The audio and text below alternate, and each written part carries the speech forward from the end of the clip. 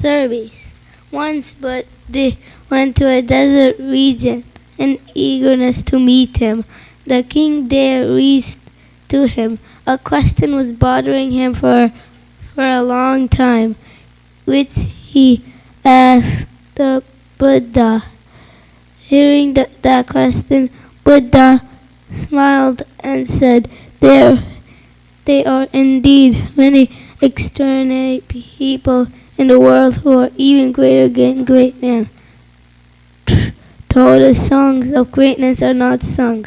Hearing this, the king said in surprise, How can it be that someone is great but people are not aware of his greatness? Buddha did not answer the king's question but took along with him towards the village. After walking a long distance, they saw an ordinary girl. She was sitting under a tree with water in pitcher. The king and Buddha were tired of walking in the heat. They asked for water for the girl and drank it. They felt so relieved after drinking the water, as if they came back to life again after walking in such enormous heat. When the king took out some money and gave it to the little girl, she refused to take it. And she said, I don't do any business here. When you see this big green tree, it doesn't ask for anything. Selfless is giving relief in the heat to everyone through its shade. That's why I sit here with pitcher filling with water from afar, so that I can get water to this tree and bring relief from heat thirst to the people. The girl said, Oh Raja, the service of mine giving water gives me intense peace. Hearing this, the king was also satisfied, and he got his answer to his question. Friends, the real greatness lies on the service selflessly to others, not for reckoned or for any gains. This Buddha story teaches us that the real greatness is to do selfless service is mankind. Thank you.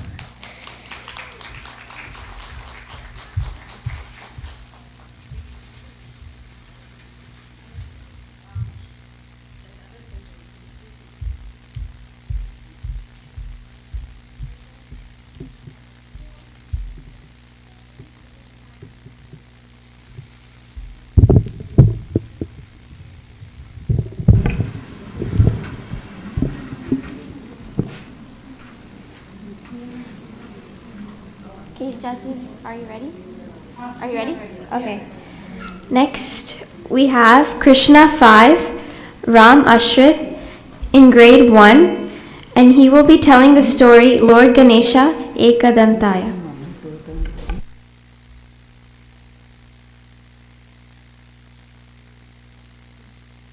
Hello everyone. Now we're going to learn about how did Bal Ganesh lose his tusk. Now here starts the story. One day Bal Ganesh was doing something very energetic. So says Vyasa saw Ganesha doing something very energetic. So says Vyasa saw Ganesha, and says Vyasa went to Ganesha, and says Vyasa told Ganesha, can you do me a favor? And Ganesha said yes. And says Vyasa said, do not write about Mahabharata, man. Says Bal Ganesh says yes. So says Vyasa said started. Says Vyasa says, I have one challenge for you. if you stop writing, I'll stop telling you. So Ganesha said, deal, okay. So then they started the story.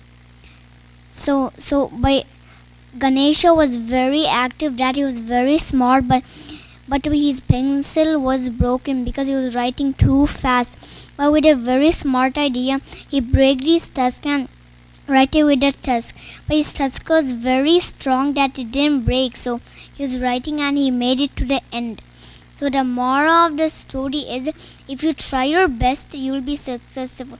So at the end says Vyasa gave presents or stickers to him. Jai Bal Ganesha.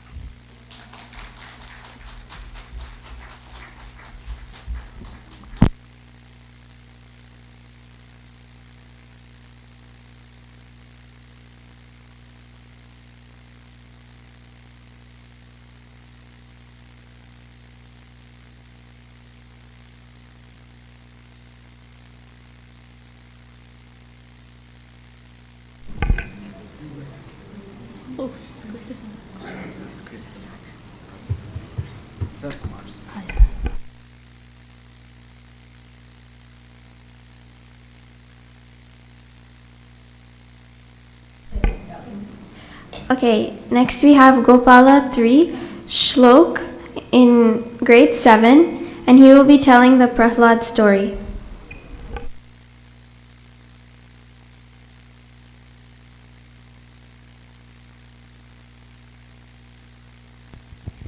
Hello, Hariam. So today I'll be telling you the story of Bhakta Prahlada. So the story starts when the Sanat Kumaras, which are the Manasputras of Brahma, they want to visit Lord Vishnu. So they go up to his door, and then Jaya Vijaya, who are the doorkeepers, they're like, no entry right now. Lord Vishnu is busy. So then these people are not no ordinary people. They're actually rishis. So they feel very insulted. So they curse Jaya Vijaya that they will be born as mortals. So then when Lord Vishnu hears this commotion, he's like, what happened here? And then the Sanat Kumaras, they're like, well, your doorkeepers denied us entry to your abode. And then Lord Vishnu is like to Jaya Vijaya, he's like, okay, then I'll liberate you every single time from your mortal births. So getting back to the story, Hiranyaksha and Hiranyakashipu were the mortal avatars of Jaya Vijaya. So the thing that Hiranyaksha did is that he got Bhudevi, which is Mother Earth, and buried her in the cosmic waters. I don't know why he did that, but then Vishnu came down, lifted Bhudevi with his tusks and brought her back, and then killed Hiranyaksha. And now Hiranyakashipu, if he was sensible, then he would have been like, oh, he made a mistake, I won't do that. But, well, then the story wouldn't go forward, right? So what he did, he decided to get revenge. He started hating on Lord Vishnu, and to get more power, actually he prayed to Lord Vishnu, and then Lord Vishnu, he got pleased by his devotion, and he's like, well, what do you want? He's like, I want to be immortal. Lord Vishnu says, that's not possible. Only gods are immortal. He's like, okay then, I don't want to die inside nor outside. I don't want to die by any god nor human. I don't want to die by any living thing or dead thing, and I don't want to die at day nor night. So Vishnu's like, okay, tatastu. And then he's like, I tricked God, I'm immortal. And then he starts wreaking havoc, and he harms anyone, whoever prays for Lord Vishnu. So his wife, Queen Kayadu, she gives birth to Prahlad meanwhile, but as Hiranyakashipu is not home and is praying, she goes to Narada Maharshi. As we all know, he's like one of the biggest devotees of Lord Vishnu. So then when Bhakta Prahlada was in the womb, he hears all these great stories about how Lord Mahavishnu is like the protector of the world, how he saves everyone, and how he's so nice. So then he becomes a really big devotee even before he was born. So then Hiranyakashipu thinks that his son is going to be like the biggest devotee of him, but then he ends up being the biggest devotee of Lord Vishnu. So that makes Hiranyakashipu very angry. So he tries to control this, but it's like it's like Bhakta Prahlada. He has like unlimited devotion, and like Hiranyakashipu can't do anything to stop it. So then he gets really mad and attempts to end Bhakta Prahlada's life. So first he gets his sister Holika, and because she has a boon that she won't die because of fire, she won't get hurt. So then they burn both of them, and Holika makes sure that Bhakta Prahlada doesn't go anywhere. But to everyone's astonishment, she's the one who dies, and Bhakta Prahlada survives. So then Hiranyakashipu gets even more angry, and then he throws him off a cliff. But then as he's falling, Bhakta Prahlada chants Om Namo Narayana, and then instead of hitting the rocks below, he hits a bed of flowers, and then Bhakta Prahlada comes back to the palace and keeps chanting the Om Namo Narayana. So then later he gets elephants, tramples him, the elephants bow to him, he gets snakes, the snakes, they're supposed to poison him, but the snakes don't poison him. He puts them in like boiling oil, but that doesn't work, the oil just cools down. He tries everything. Then he gets Prahlada, he's like, alright, so you're a big devotee of Vishnu, right? He's like, yeah. And then he's like, well, you say Vishnu's everywhere, so is he here right now? He's like, yes, he is everywhere. He's in you, he's in me, he's in everything. So then there's this one pillar he built in the middle of his palace, and that pillar is like, he hand built it. He's like, is it in that pillar? And Bhakta Prahlada's like, yes, father. So then he goes, and in a fit of rage, he breaks the pillar down, and guess what comes out? Everyone guess? Yeah, Narasimha comes out. And then Narasimha is so huge. He smacks Hiranyakashipu's swords and everything. Hiranyakashipu, blinded by his ego, he keeps fighting against the Lord, but he's just a mortal at this point. So then Lord Narasimha grabs him and takes him to the threshold of the house and sits him on his lap, reminds him one last time that he's not immortal, because Lord Narasimha is going to kill him with his claws, which are neither dead nor living. He's neither on the ground nor in the sky, because he's on the lap. Lord Narasimha is neither celestial nor is he a earthly being, because he's half man, half lion. He's neither a god nor human, and this is neither day nor is it night, because it was dusk. So Lord Narasimha rips through his stomach and looks for any sign of repentance, but there's none. So Lord Narasimha, with a swift movement of his claws, ends Hiranyakashipu's life. So then Lord Narasimha is very angry that such a bad thing could happen to his bhaktas. So he's like causing destruction all everywhere, and all the gods, all the deities are like, no, the whole world's gonna get destroyed. So they go to Bhakta Prahlada and like, please calm Lord Mahavishnu. So then Bhakta Prahlada chants the magical Om Namo Narayana, and slowly Lord Narasimha gets calmed, and then he blesses Bhakta Prahlada that he will be king, and he will never harm any of the Prahlada dynasties. Thank you.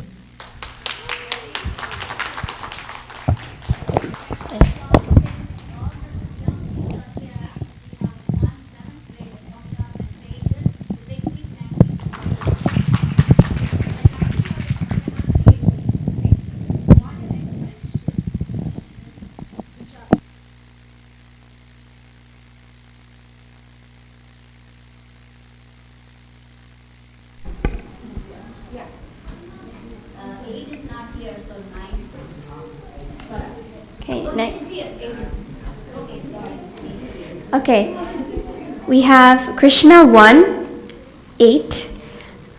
This is Pranav in pre-K, and he will be telling Lord Shiva Neelakantha.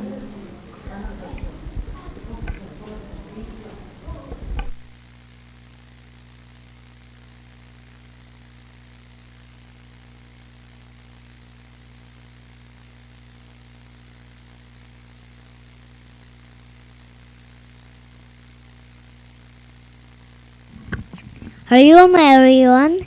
So we're going to learn about why Shiva have a blue tongue, a blue neck. So first they were doing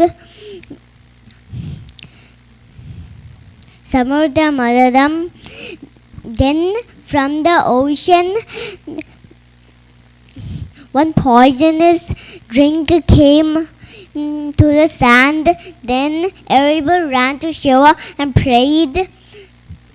And then Shiva hold the poisonous drink and he drink it, but he didn't swallow it. Then his neck turned blue. The moral of the story is help others when you're in danger.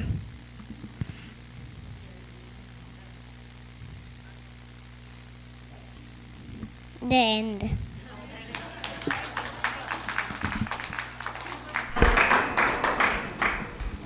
Thank you. Very good job.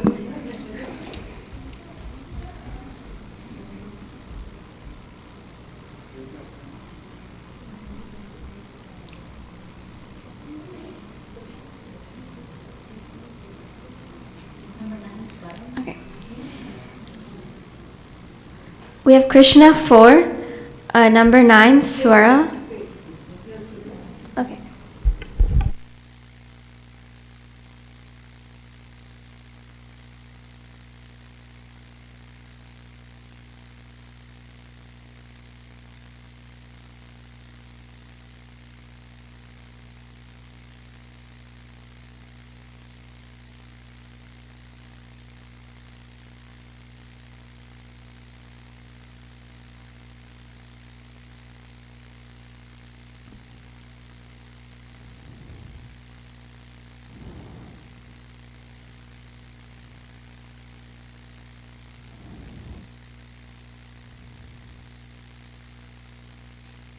Number 9. Number 9.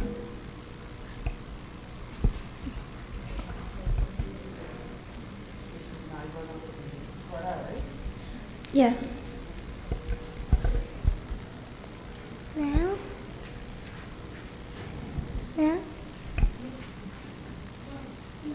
This is the story of Ganesha. One day, Parvati went to take a bath. She asked Ganesha, please stay guard. Don't let anybody in when I'm taking a bath. Ganesha says, okay, mother, I will not let anybody in when you are taking a bath. Ganesha stood stern, ready to follow his mother's instructions. Shiva was excited to get home after a long travel. When he got down, he got surprised that somebody was staying guard. Move, little boy, let me in. Ganesha said, no, my mother told me nobody could get in when she's taking a bath. Shiva got surprised. I'm allowed to enter my own home. Ganesha said, no, my mother told me nobody could get in when she's taking a bath. Shiva got so angry. He told to his helpers, go move this boy from the door. The helpers tried to move the boy from the door, but Ganesha stood strong. Then Shiva said, fine, I do this myself. Then Shiva, from his wave of his hand, Shiva cut down Ganesha's head. Parvati heard the loud crying. She came running. She saw her son lying down. She said, what have you done, Shiva? This is our son. Shiva said, sorry, Parvati. I got so angry I didn't even realize he is our son. Parvati said even harder, how will I be happy forever with my son like this? Shiva said to his helpers, go get any animal's head from facing north. The helpers got the elephant head from facing north.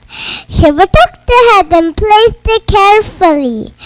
Then Ganesha turned back.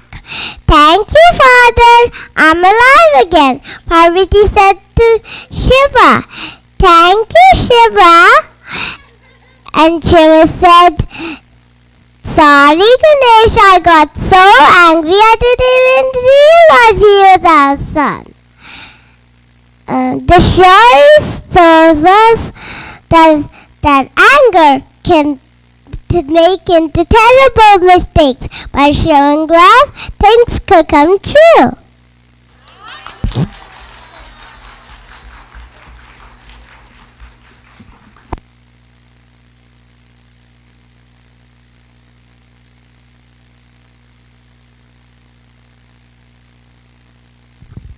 Good job, Swara. So proud of you. She's just pre-K, guys. Another round of applause for her.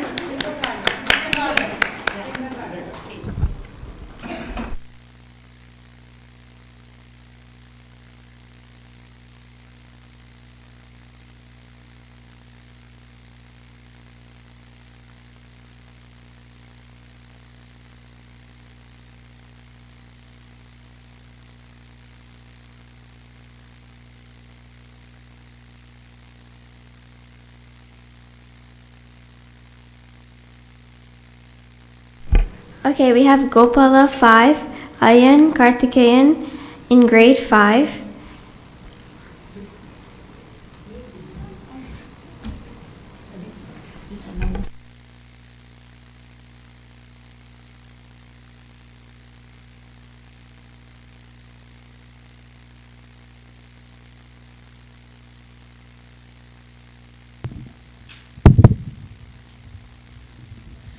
Today I'll be telling the story of Arunagiri Nadar, a Tamil poet and devotee of Lord Kartikeya, otherwise known as Lord Muruga. This is a story.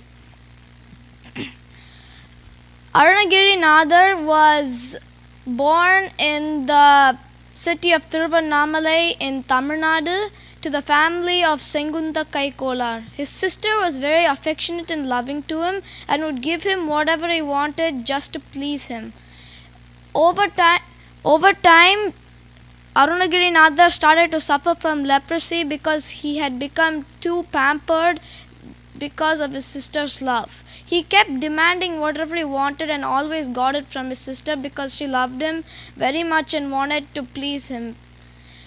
One day his sister had lost all of her money due to just pleasing Arunagiri Nadar, and so she told him that we have gone broke and you can't ask anything more.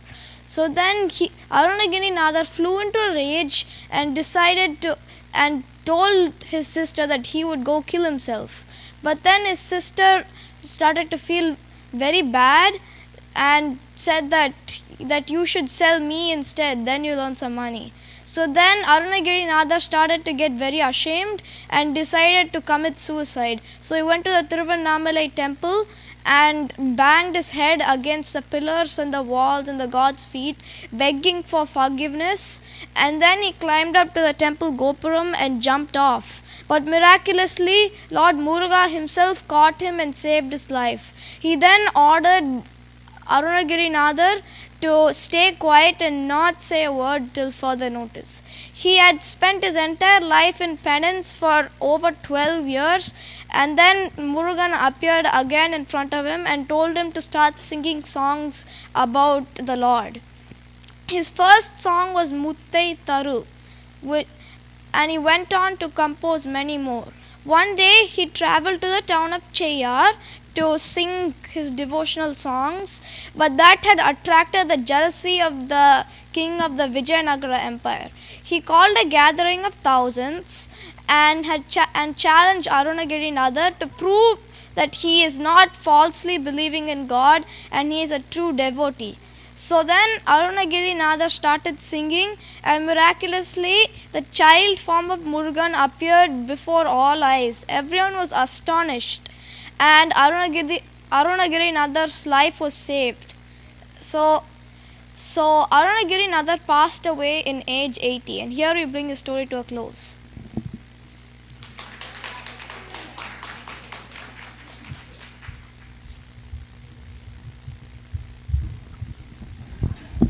Thank you, Ayan, for a different kind of a story, not the usual. Thank you so much.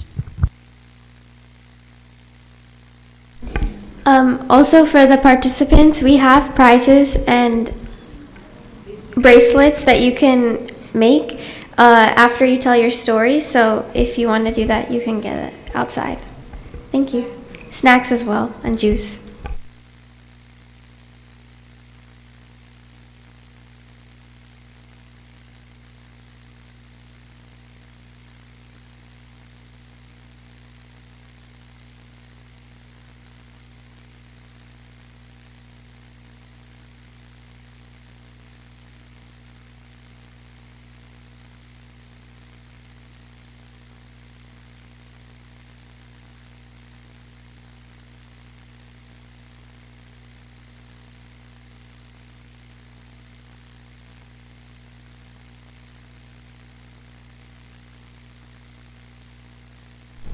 We have Gopala 2, Alap in grade 6, and they will be telling the Tenali Rama story.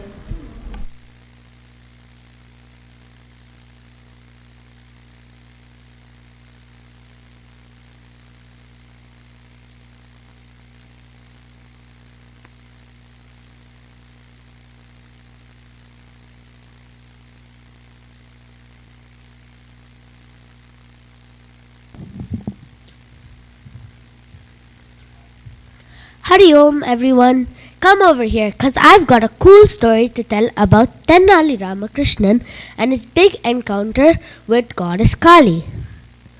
A long time ago, in a small village called Tumaluru in South India, there was a person named Tenali Ramakrishnan. Don't get fooled by his name. He wasn't some boring, quiet scholar or anything. He didn't even go to school. But somehow he managed to become the greatest poet and a very wise person. Here is his story. One day, a great sage visited the village. Everyone gathered around, hoping to receive his blessings. When the sage saw Rama, he didn't bless him by saying, "Oh, you'll be a king. Oh, you'll be strong and powerful." No. He said, "You're going to become a great poet." He also said, "Go to the Kali temple at the edge of the village and recite this mantra that I'm going to teach you 1008 times. If you do this, then goddess Kali herself will appear." 1008 times? That's a lot of chanting. But Tenali Raman wasn't the person who would give up easily. He got up early in the morning, ready to chant the prayers. The temple was a little spooky and dark, but Rama was not scared. He sat down, closed his eyes, and started chanting. He didn't stop chanting. He chanted 1, 2, 3, all the way to 1008. And boom, guess what happened? He heard a voice calling to him, "Rama, Rama." When he opened his eyes, boom!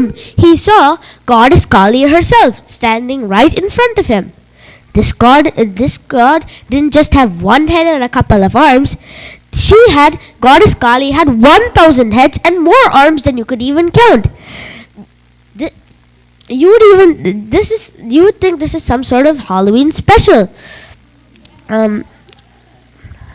Do you know what Tenali Ramakrishnan did? He just started laughing. Goddess Kali got puzzled and asked, "Why are you laughing? What is so funny?" Tenali replied, "I just thought, Kalima, imagine you got a cold. Imagine you sneezed with all those 1000 noses. Wouldn't that be a sight?"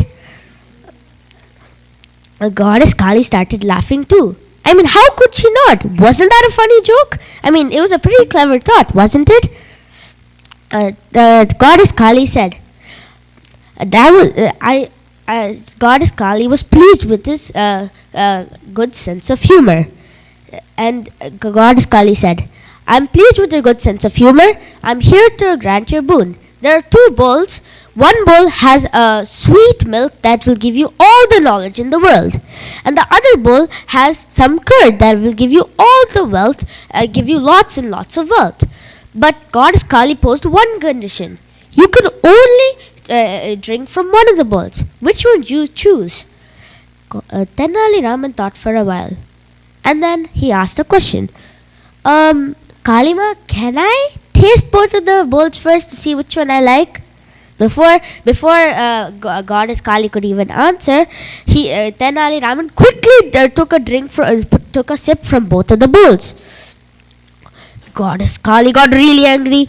Why did you take a sip from both of the bowls? I only told you you could take a sip from one of them.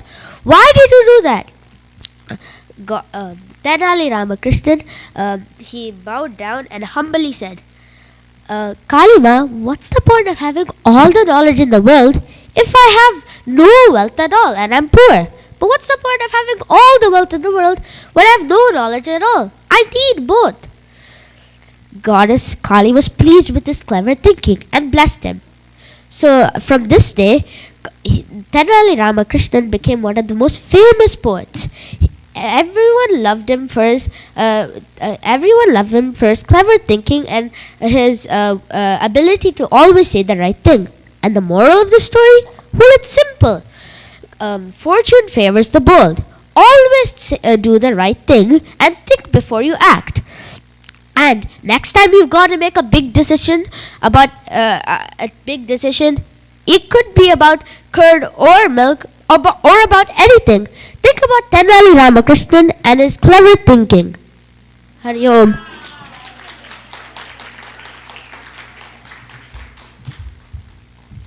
That was very nice. Thank you. I want to say one thing about Mr. Alap here. Like, he was the first winner of our first storytelling competition we had here in Ashram. And he's still going good. Good job.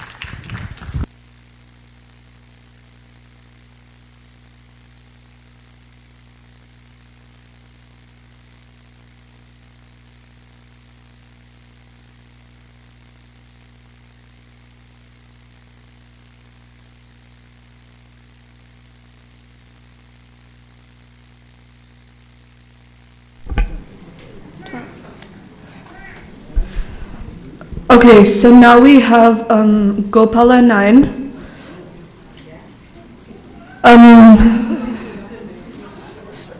12 Amoga Shambhavi,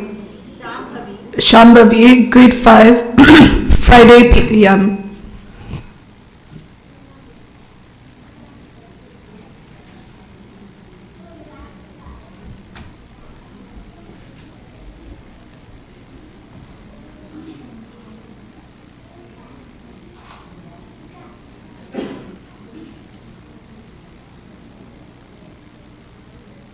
Today I'm going to tell you the story of Bhagiratha, the king who brought Ganga to earth. A long time ago in the ancient land of Bharat, there lived a wise king named Bhagiratha. Though he ruled fairly, he carried a heavy burden in his heart. His ancestors, the 60,000 sons of King Sagara, had been cursed by the great sage Kapila for their arrogance. The curse reduced them to ashes, and their souls weren't able to go to heaven in peace. Bhagiratha then turned to his family guru, Sage Vasishta, for guidance. The wise sage told him, your ancestors can only be freed from the curse if the sacred river Ganga comes down from the heavens to purify their ashes. But bringing Ganga down from the heavens is a very tough task. It will require immense effort and devotion. To fulfill this promise, Bhagiratha renounced his throne and went into the forest to meditate. He prayed to Lord Brahma with unshakable devotion for years. Brahma, pleased with his dedication, appeared in front of him and said, your wish is granted. Ganga will flow down from the heavens, but her force is too powerful. You must seek the help of Lord Shiva to control her flow. With renewed determination, Bhagiratha continued another penance, this time to Lord Shiva. After years of further penance, Shiva appeared and said, I will help you. I will catch Ganga in my matted locks and let her go as a gentle stream. When Ganga heard about this plan, how dare they control me? She swelled with pride. I am mighty and uncontrollable. I will sweep everything away, she thought. With a roar, she leapt from the heavens, her waters rushing down like a wild flood. But Shiva, calm and powerful, caught her in his matted locks, trapping her completely. Humbled by Shiva's strength, Ganga begged for forgiveness. Shiva then released her as a gentle stream, letting her flow gracefully to earth. As wherever Ganga went, she brought life and blessings wherever she went. But her wild currents also caused destruction. On their way to where Bhagiratha's ancestors' ashes lay, they passed the ashram of sage Jahnu, destroying it completely. Angered, Jahnu used his spiritual powers and drank the entire river. The world gasped. Ganga had vanished. Bhagiratha, worried, prayed to Jahnu Muni and explained why her descent was so important. Bhagiratha, moved by Ganga's sincerity, released her from his ear. From that day, Ganga was also known as Jahnavi, the daughter of Jahnu. Finally, Bhagiratha led Ganga to the spot where his ancestors' ashes lay. As soon as her sacred waters touched the ashes, a miracle happened. The 60,000 sons of King Sagara had been purified and rose to the heavens in peace. Bhagiratha's effort is still remembered to this day. He just didn't save his ancestors, but also brought the holy river Ganga to earth, a blessing for all living beings. This story teaches us that with determination, patience, and courage, even the greatest challenges can be overcome. Thank you. A great story, Amoga.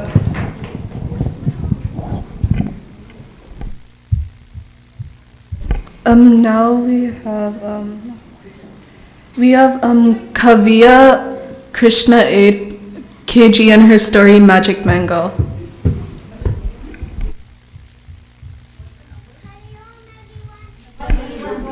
What's your name, Ma? Kavya. What's the number?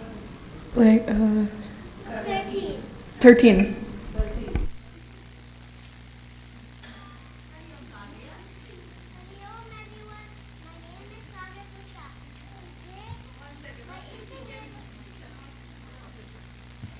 Hari Om everyone, my name is Kavya Prasad.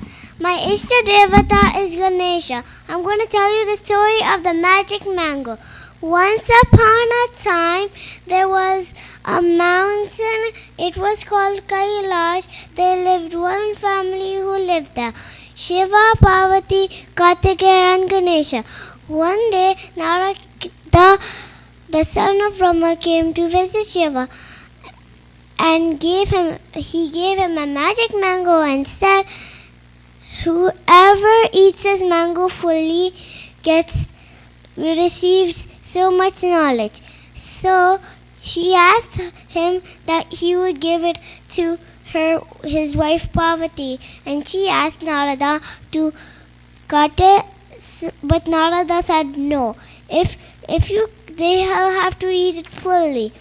So one day, Shiva called his sons Kartikeya and Ganesha and said, whoever goes around the universe 3 times wins this mango. Kartikeya was the first one to start the race.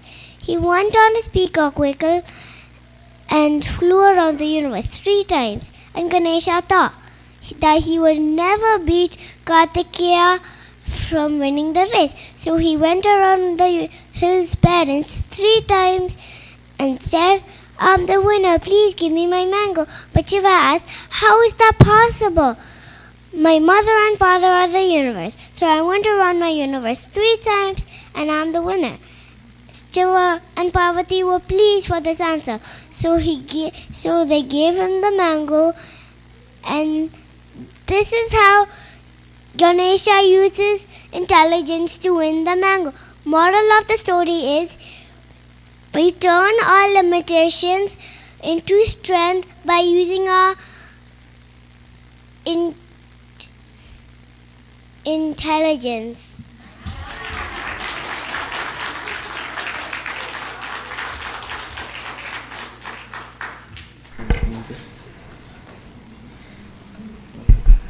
Yukta Madhava 23, grade 4.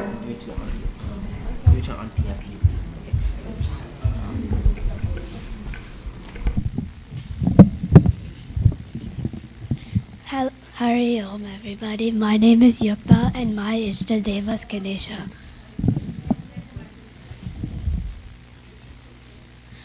And I'm going to say a story about Ganesha. Once upon a time, there was a demon named Gajasura. Gajasura was, and Gajas. Oh, yeah. Yeah.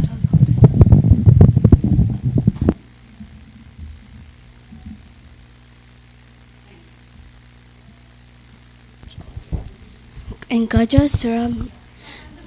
Oh, okay.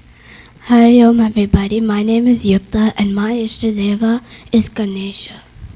Once upon a long time ago, there was a demon named Gajasura. Gaja means elephant and Arsa means demon. That means elephant demon. So that's when Gajasura prays a lot. He prays a lot to Lord Shiva. And that's when he asked Lord Shiva, please can you stay in my stomach forever? And that's when Lord Shiva went into Gajasura's stomach, was staying there for a long time. But that's when Goddess Parvati, she was getting scared because Lord Shiva wasn't coming home at all. So that's why she went, and she got tired of searching, so she went to Lord Vishnu Murti, and that's when she asked Lord Vishnu Murti, Shiva isn't coming home, I'm getting scared, I'm getting really scared. That's when Vishnu Murti started searching for Lord Shiva. And then he found out Lord Shiva was in Gajasura's stomach. So that's when he went to Gajasura, but then before he went to Gajasura, he took Nandi, that is Lord Vishnu Murti, that is Shiva's vehicle, and he disguised himself as a farmer. And then he took Nandi to Gajasura, and that's when he made Nandi do some very playful things. And that's when Gajasura was laughing a lot, really liked it. And that's when he asked Lord Vishnumurti, what do you want, I'll do it, because I really liked your show with your bull. So that's when Vishnumurti said, I want Lord Shiva from your stomach. And that's when Gajasura found out, this isn't a farmer, this is Lord Vishnumurti. And that's when Gajasura started to get very, very mad. And that's when Vishnumurti chopped off Gajasura's head. And then he took Shiva with him back to Mount Kailash, to Parvati. But when Lord Shiva wasn't there, Parvati was making bath and made a human mannequin. She used her magical powers to make that human mannequin real. And then she named the human mannequin, your name is Ganesha and you are my son. That's when she told Ganesha, can you please guard the door while I'm making a shower? That Gajasura said yes, and he was guarding the door. That's when Ganesha said yes, and he was guarding the door. And that's when Shiva was coming home. He saw Ganesha, but Ganesha wasn't letting him in. So that's why they were fighting a lot. That's when Shiva was getting very, very mad. So that's why he chopped off Ganesha's head. That's when Parvati heard a lot of screaming, so she came outside from her shower and she saw her son laying there with his head chopped off. So that's when she started crying and said to Lord Shiva, "This is our son. Why did you chop his head?" That's when Shiva realized he did a big mistake. He should control his anger next time. So that's why he got an idea. He remembered that Lord Vishnumurti chopped off Gajasura's head. So he went to Gajasura's body, and he took Gajasura's head and he put it on Ganesha's body.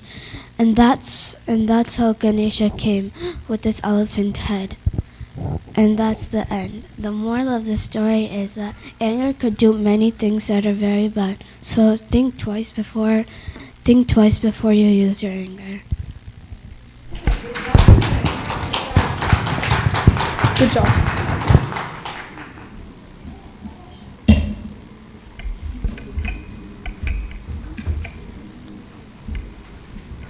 Okay, so now we have Vishrat Shetty, pre-K Krishna 6.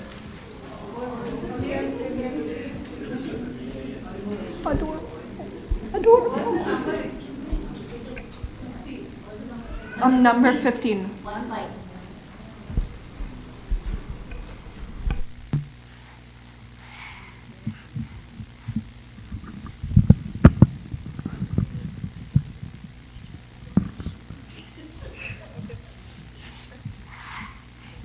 Hi, my name is Sita, and I'll tell you about my ability, and I'll tell you about the Kanapin Nakashi, Yanakashi, bad guys, and Nakashi ways they got in the pillar, but the dwelling, and Prahlada to eat everything pizza, and Yanakashi and he took me down to the I'm coming here. There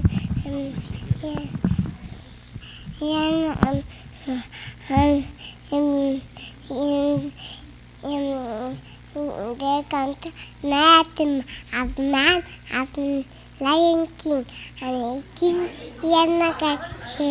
He killed Yanakashi. One. Prahlada said, Om Nammalvar, Ramayana, Om Nammalvar, and thank you.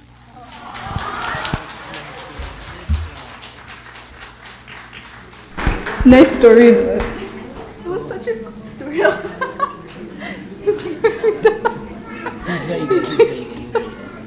Okay, yeah, I'll wait. What was the story again? What? Wait, what do we, can you give this to a friend? For who? Ashwin Shrikant, grade 2.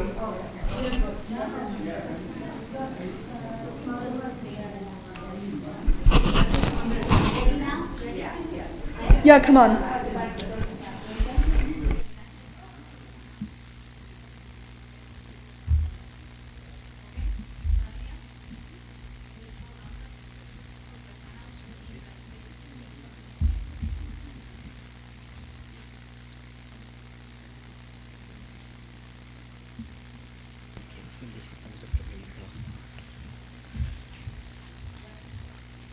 Okay. Hi, my name is Ashwin, and I'm in 2nd grade. Today, I'm gonna be saying the story about Dhruva. Once upon a time, there lived a king named Uttamapada. He had 2 wives, Sunati and Surchi. The first wife gave birth to a son named Dhruva. The second wife gave birth to a son named Uttama. The king always loved Surchi better because she was much charming and beautiful, and always spent more time in the palace. One day, Dhruva came to Surchi's palace. he saw Uttama sitting on the king's lap. So he wanted to sit on the king's lap too. So he rushed over and tried to sit on the king's lap. Surchi was on the watch. He said, "Where are you going? You are not allowed to sit on the king's lap. The Uttama can only sit on the king's lap. Pray that your next life you'll be born to me, so you'll be able to have the right to sit on the king's lap." About hearing this, he looked at his father. His father was very silent because he didn't want to lose the favor of his favorite wife. So he was very sad, and then he ran to his mother, Sunati. And then Sunati said, "What?" And then Sunati said, "What happened? Did anybody say something to you?" Dhruva said, "Why is my father neglecting me? Can anyone help me regain my father's love?" And then Sunati said, "Yes, there's only one way, and that is go pray to Lord Narayana. He's inside us, outside us, and all around us. So he'll be able to help you regain your father's love. And then, but you have to pray with full devotion." And then Sunati changed all his royal clothes and put clothes made of tree bark. And he was set off to the forest. While he was in the forest, he met Sage Narada, Narayana. And then Sage Narada said, "Where are you going, little boy?" Sage Narada was very impressed by Dhruva's determination and for going to the forest, in the wild forest, to do tapas. And Sage Narada knew that Lord Narayana was driving within him, and then he taught a secret mantra, Om Namo Bhagavate Vasudevaya. And then he went back, and then he said, "Go take a bath in the Yamuna River, and then sit under a tree while in the forest and do your tapas." He went and took a bath in the Yamuna River, and then sat under a tree and started his tapas. For with no food, no water, and with no food, no water, no air. And he did it for 5 long months. And the intensity of Dhruva's tapas rocked all the 3 worlds. And all the gods came to Lord Narayana, and they said they needed help. And Lord Narayana said, "I will give Dhruva a vision now." He went to Vamana forest on his Garuda Vahana, where Dhruva was doing his tapas. And he said, "Open your eyes, child, and see me." And then Dhruva said, "Excuse me if I don't obey your orders. I had such voices these 5 months, and I think you're here. I opened my eyes, but it was only a trick of my mind. So if you're really here, please appear before my mind." Lord Narayana was very happy, and then he appeared before his mind, and Dhruva saw his full form. He quickly opened his eyes, and then he bowed straight in front of him. And he was so speechless because he was only a small boy and didn't say anything. And then Lord Narayana had a conch shell and then tapped it on his head. And then he had the words that were flowing out of his head. "O Madhava, O Mukunda, O Narayana, O Keshava. Even Creator cannot describe your beauty. Could a mere child like me describe you?" And then Lord Narayana said and blessed him and said, "Your father and your mother and your auntie Uttama are waiting for you. They'll all love you from now on. You'll be a great king for many years, and then when your life is over, you will become a Dhruva star in the sky, shine brightly in the sky. And then all the planets and 7 rishis will whirl around you. The whole world will look up to you for guidance in the night." And then Dhruva was very happy, and he went back to his kingdom. He saw his whole family waiting for him, and especially his dad. His dad was he hugged him and said, I'm very sorry for what I have done. I will love you from now on." And then his dad loved him from now on. And then Dhruva's life was over, he went to the sky and became a Dhruva star that shined brightly in the sky, even today, since he was firm in his tapas. The moral of the story is, if you want to achieve a goal, you gotta work hard, not lose focus, and pray to the Lord with full devotion. Hurry home.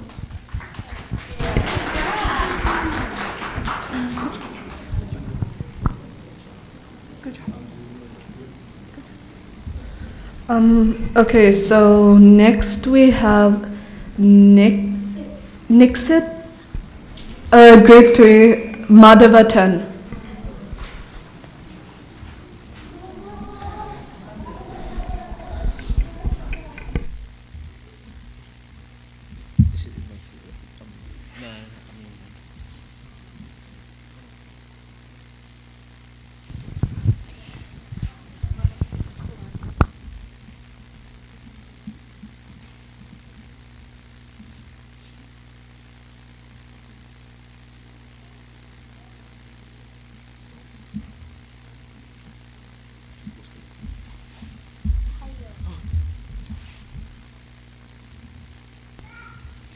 Hi, my name is Nikshit, and today I'm going to be telling the story of Vibishana. Vibishana's early life. Vibishana was the younger brother of Ravana and Kumbhakarna. Right from childhood, Vibishana had a pure mind. Even though he was demon by birth, he considered himself as a Brahmin. He spent all his time meditating on the Lord. Brahma was pleased by his devotion and appeared after him and offered him any boon he wanted. Vibishana said, "The only boon I want is my mind has to be focused on the Lord's lotus feet." Brahma granted his boon and disappeared. Vibhishana's role in Ramayana. Vibhishana was a great devotee of Rama. He wanted his big brother Ravana to give back Rama's wife Sita back to Rama, but Ravana refused. So he went to his mother and asked for any advice. As a wise woman, his mother Kaikeyi told him, "Leave Lanka and join Rama." So Vibhishana left Lanka and joined Rama, and Rama fondly welcomed him. Then Vibhishana told all the tactics of Lankan army, and Vibhishana's main goal was to defeat Ravana. So Vibhishana told Rama's dead point. Rama's dead point is you have to hit him in the navel because he has the nectar of immortality in his navel. So Rama immediately shot an arrow at Ravana's navel, and Ravana was dead. And then Rama took Sita back to Ayodhya. But before Rama took Sita back to Ayodhya, Rama showed his real form as Sri Mahavishnu and crowned Vibhishana as the king of Lanka. Thank you.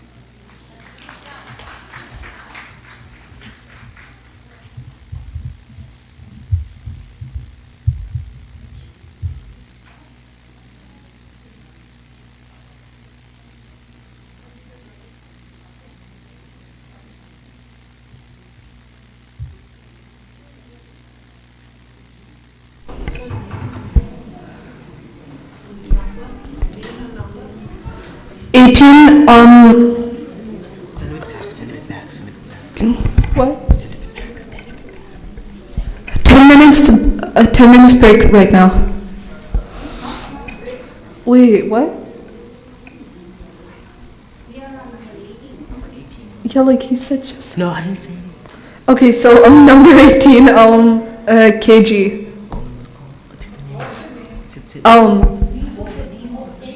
Yeah, we are not taking a break until 3 o'clock. Okay. Yeah. So you just where Om Majumdar. Yeah. Om Majumdar Sood. Yeah. Om Majumdar Sood. Yes.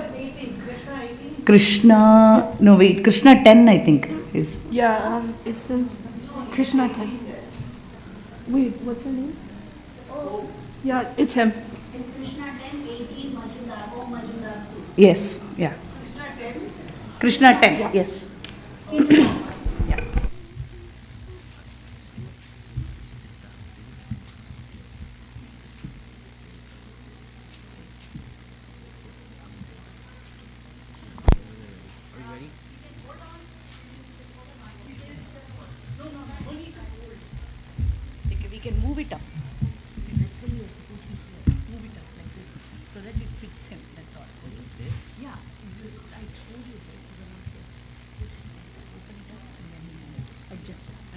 little bit adjustments you can do. And make sure they say Hari Om and then the judges.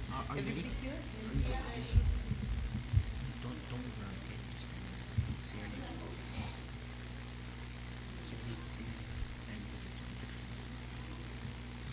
My name is Omar.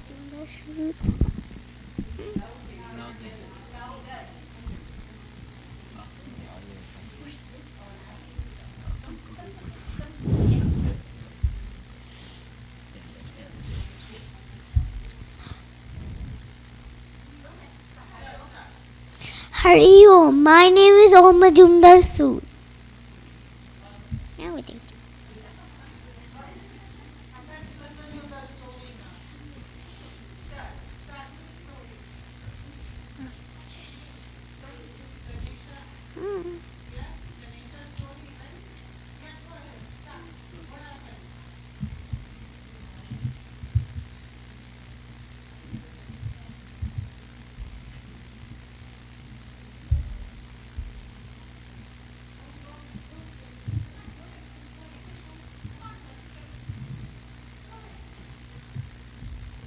Tell the story. Tell the story. Ganesha's? Do it. No. No. If you tell our Ganesh not coming, do you want to base it? What do you like? What do you like? You always feel kind of like really nervous. Are you nervous? Wait. Wait, do you want me to sleep with you while you sleep? Or do you want your mom?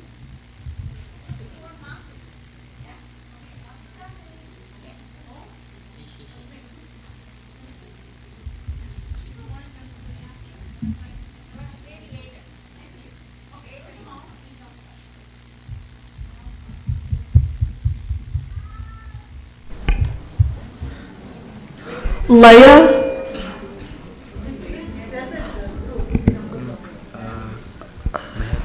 Leia KG, Krishna 7. Wait, where is she? Oh, okay.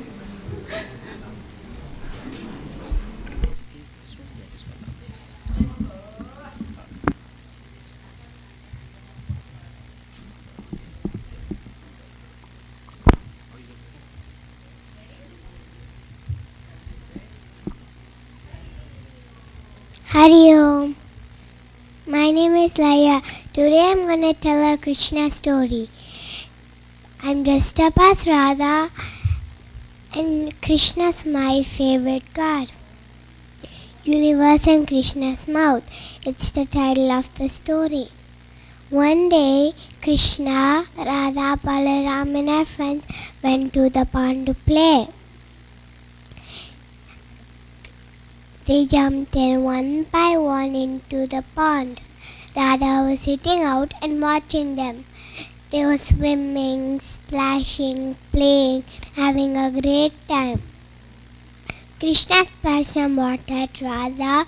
Radha got angry, so Krishna came out of the water to talk to Radha. Krishna said, "Don't be angry, Radha." Radha said, "Why did you splash on me?" Krishna said, "I was just doing that for fun. Sorry. What could we make you happy?" So Radha said, "Play me some music." So Krishna took his flute and started playing.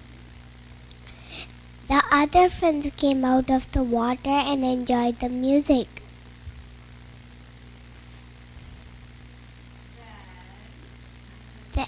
After some time, they decided to go back home. On the way, when everybody is walking, suddenly Krishna bended down, took a handful of mud and put it in his mouth. Everybody was shocked. Radha said, "What are you doing, Krishna?" Balaram said, "Take out the mud from your mouth, it's dangerous." The other friends said, "Take out the mud from your mouth, Krishna, it's dangerous." But Krishna did not answer or talk. So Balaram ran to Krishna's house and told Yashoda the whole incident. So Yashoda and Balaram came running to Krishna. Yashoda said, "What are you doing, Krishna?"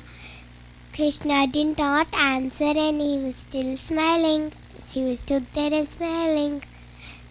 "Krishna, what are you doing?" He stood there and was still smiling. He didn't open his mouth. "Krishna, open your mouth right now." Finally, Krishna opened his mouth. They can see no mud, but they can see the sun, the moon, the galaxy, the oceans, the river, the hill, the mountains, whole universe.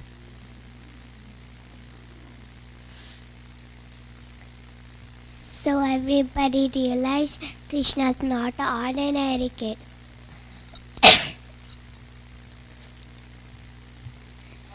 But himself God. So Yashoda hugged him and everybody started clapping. Thank you. Hari Om.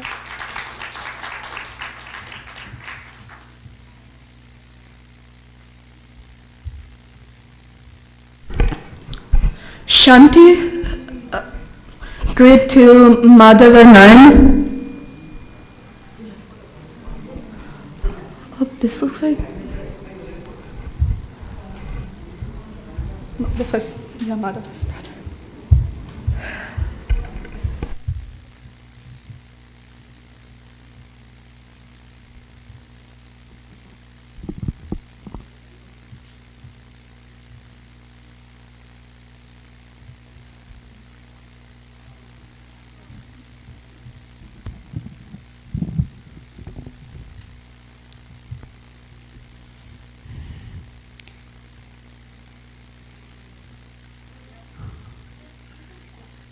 Hari Om. My name is Shanti Majumdar Sood. I am 7 years old and I study in grade 2. Today I will be talking about Devi Saraswati and share a short story from Ramayana in which her intelligence brought peace for all. Goddess Saraswati is the goddess of wisdom, knowledge, music and arts. She wears white sari and sits on a white lotus. Her vana is a swan. In her hands she holds a veena, a holy book and a rosary. As a student who wants to learn about everything around me and also as an artist who loves painting and crafting, I consider Goddess Saraswati my Ishtadeva. Now let me share the short story from Ramayana in which she saved the Devas from a lot of trouble. In Lanka, a tale we find of giants fearsome, unmatched in size. Kumbhakarna was Ravana's brother, a monstrous giant who was always a bother. The Devas trembled at his might. His strength brought fear day and night. But one day, the giant wives sought Brahma's blessings in the skies. Kumbhakarna performed a yajna fair and meditated with utmost care. When Brahma appeared, ready to bless, Devi Saraswati intervened to prevent a mess. With her magic, she tied Kumbhakarna's tongue, and the boon he asked for went all wrong. Instead of Indrasana, the highest seat in heaven, he asked for Nidrasana, a sleeper he could not be shaken. He had wished for a nap so deep to rest and dream in peaceful sleep. For a year he slept so tight, a mountain of a man, day and night. The Devas heaved a sigh of relief, knowing that their enemy was brief. So let us learn from this tale the power of words and choices we make. Devi Saraswati's wisdom, gentle and kind, brought bliss and gave everyone a peace of mind. Thank you for giving me this opportunity to share my thoughts and stories. Thank you for listening, everyone. Hari Om.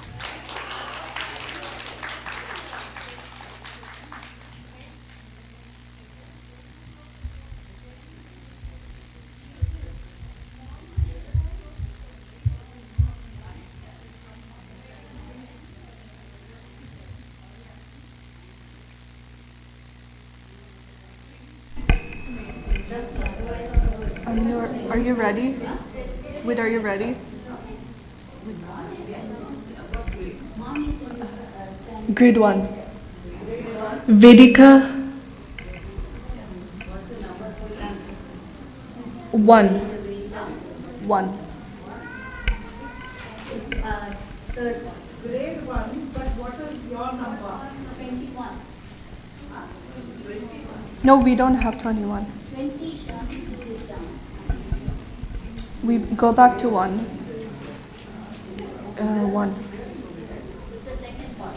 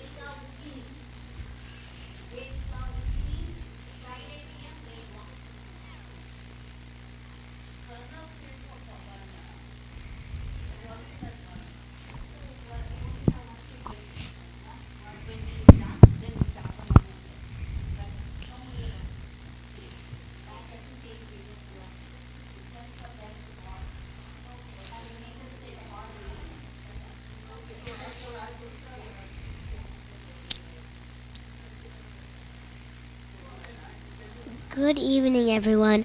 My name is...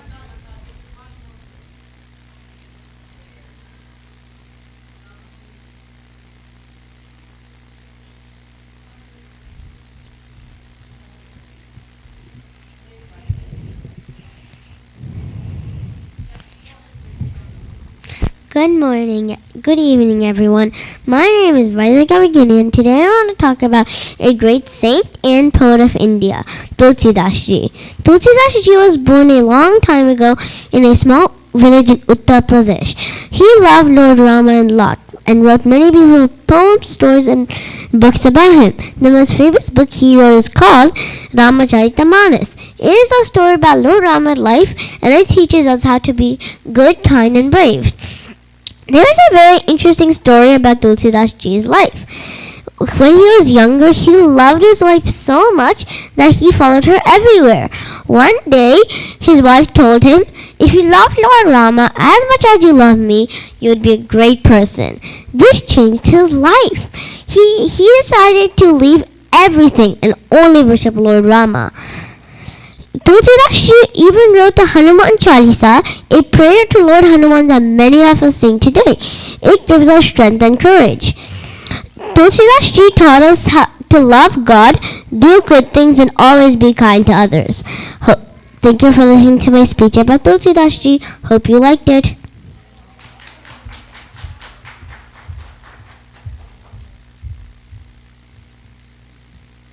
Okay, so now we have Aryan, grade 6, Gopala 6.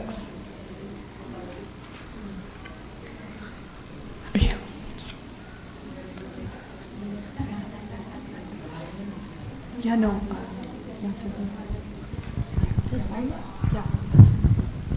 Don't think that way. It's too tall.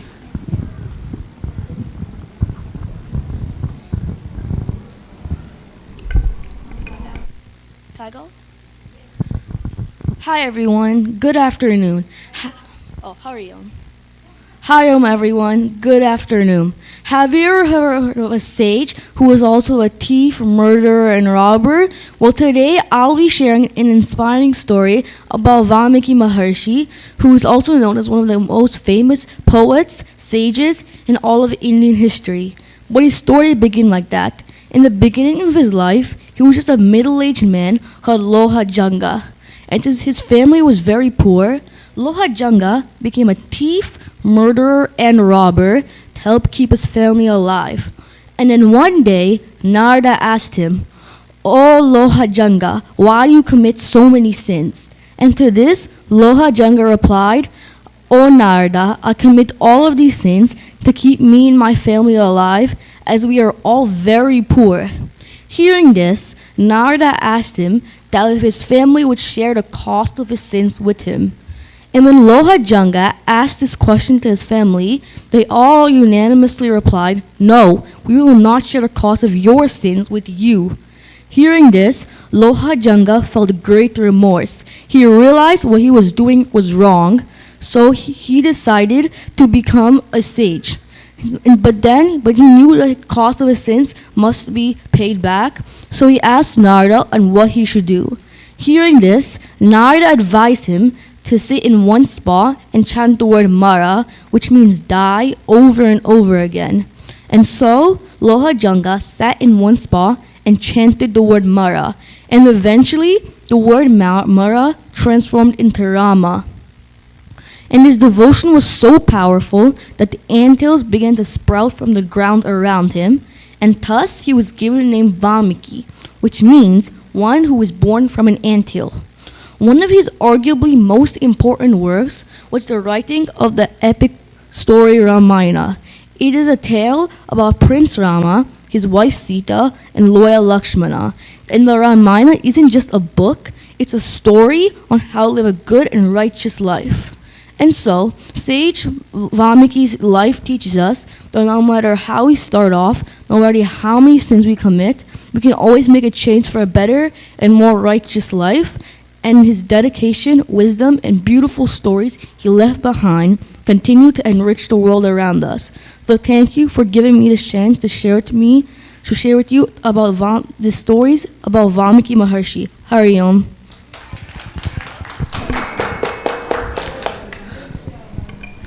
Okay, so now we have Darika, grade 2, Madhava 12.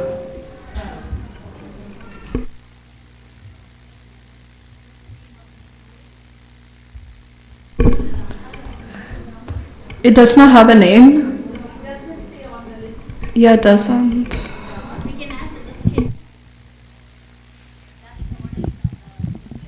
Sudama.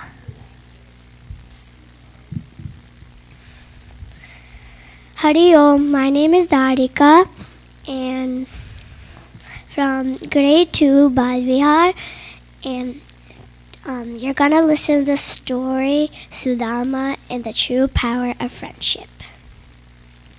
Once there was two best friends, Sudama and Krishna. They met in one ashram. The Guru Sanipati introduced Krishna to Sudama. And then they walked to go where the sacred fire Yagnashala was kept burning. They prayed and then they went back. And then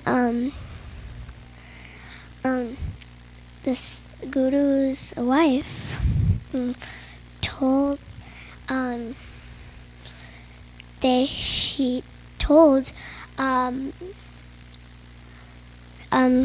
Krishna and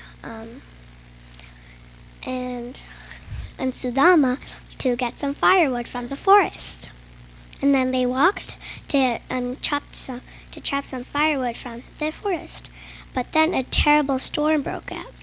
They tried to run away as fast as they could, but they could run away. But the night has fallen. They were lost, and then the saint was worried. And then he walked a long way to find them. And then he found Krishna and Sudama sitting down. And then he gave them a boon. He gave the boon for them to not get lost, to not forget about the Vedas in this world, in this time or the next. And then many years passed. Krishna was married to Rukmani, and then Sudama was married to a Brahmin woman. And then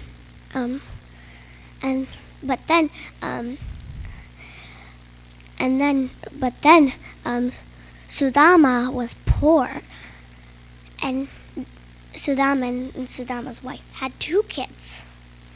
They had 2 kids that two boys. But then in their life they complained, could I have more food, and like, I'm cold, why don't I have a shawl like other kids? So then Sudama was thinking that he should go to Krishna to get something, like some blessings.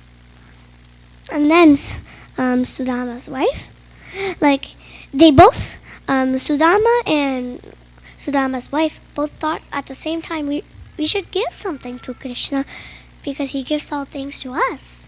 So then Sudama's wife remembered something. Krishna loves poha. They love it. So then Sudama's wife borrowed some poha from all his neighbors to give it to Krishna. But then the problem was they didn't have anything to put the poha in. So then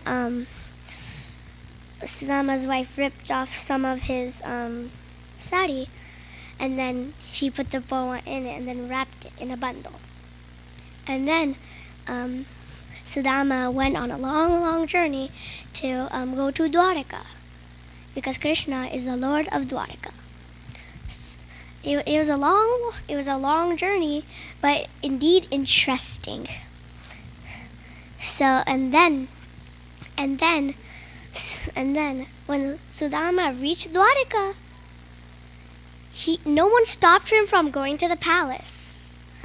And then he went room after room, and then he reached to where Krishna was sitting in his chair, and Rukmani was sitting too. And then Krishna welcomed Sudama very kindly, nicely. And then Krishna and Rukmani took care of him, like washed and massaged his feet, gave him betel nuts, and then like poured some sandalwood paste on him to like calm the limbs, like relax it. So and then Krishna asked if he could, like, if Sudama can stay, and then he said yes, okay. But then right after that, Sudama remembered about the poha that's inside. So and then he was thinking, why should I give this poha to someone to Krishna, who has the Lord, who has everything? But then he thought, no, I should give it anyway. So then he gave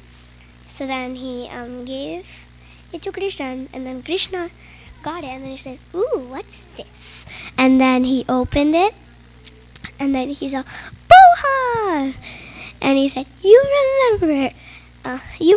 Krishna said, you remember from my childhood. And then And then Krishna ate one bite, but right before he was about to eat the other bite, Rukmani said, "Stop! That's enough, my lord." She said there's a reason why she said that. She said that because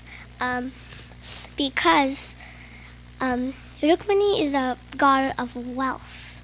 So when you receive something, you gotta give it back too, and that's why. So then you need to because he was gonna give enough too, right? So he has to take enough. So and then he laid on the luxurious little bed, and then he said, "I am indeed in heaven." And then he slept, and then when the next morning he woke up, and then he went to where Krishna was sitting and Rukmani, and then he took the leave, and then he went back to the long journey. But then when he reached his home, a miracle happened. His home was like a palace because of the blessings that Krishna gave. Because remember that part that I said that you when you take, you need to give? So then he gave like such a big thing. Because remember they were poor, but now they're little, but now they have like everything that they need. And then Rukmani ran to Sudama and then like, "Do you recognize me? Look at me." And then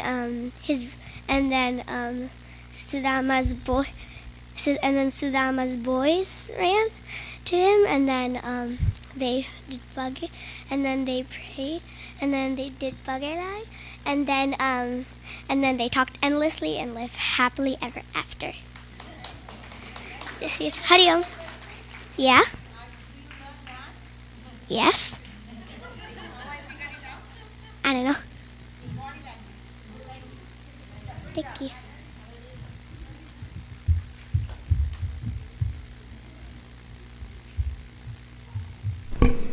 Okay, so now we have Arnav, grade 8, Gopala, 8.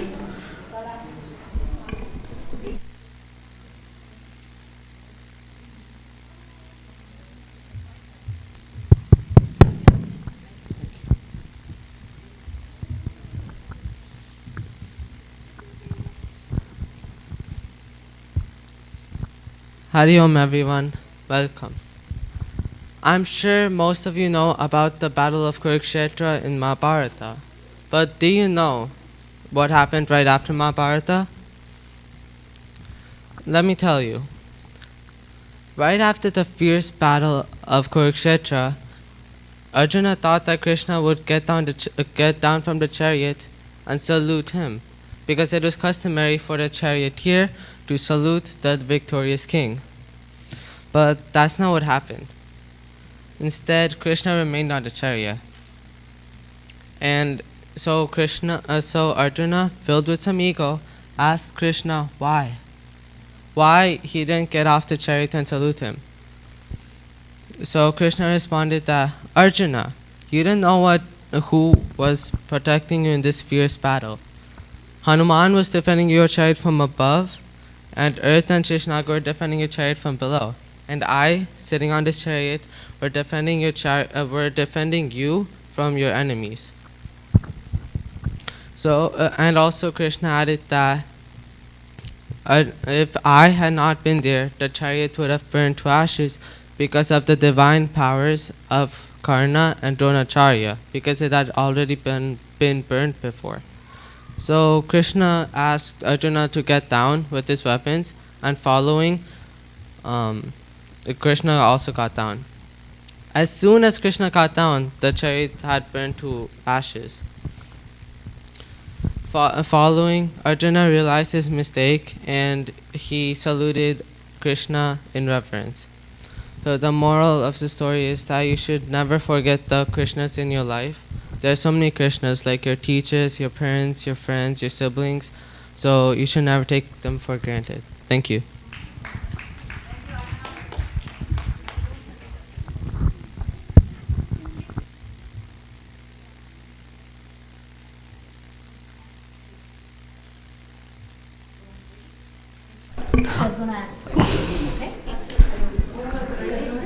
Om, are you ready?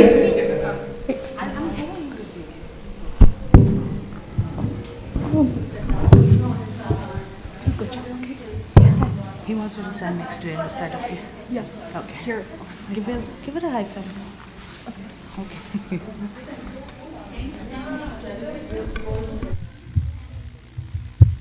Okay. Please begin. Hari Om bolo.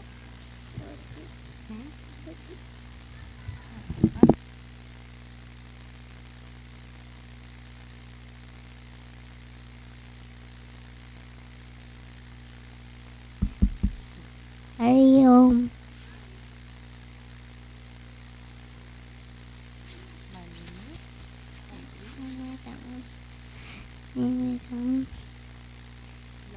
Louder. My-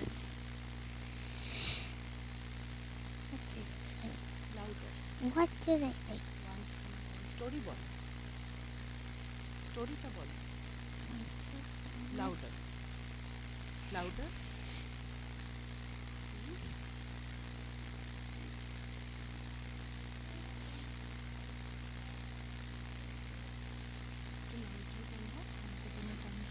I want to want. Louder. Om, please. Louder. Oh,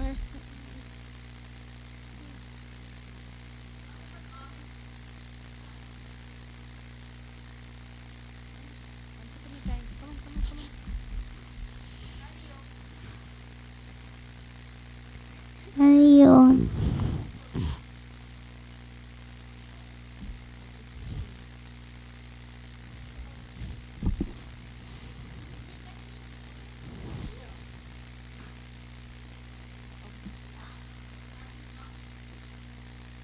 Special challenge, please follow. You know it worked so hard. Come on, you can do it. Come on. You sure you don't want to do it?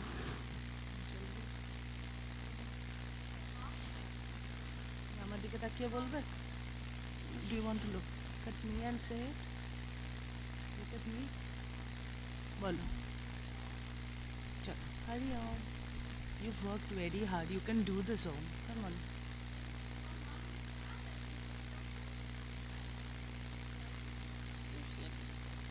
No, I cannot say the whole story.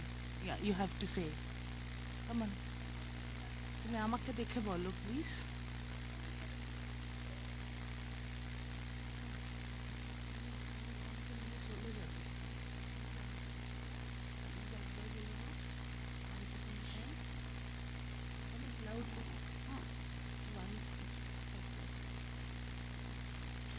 Just one time loudly বলে দাও.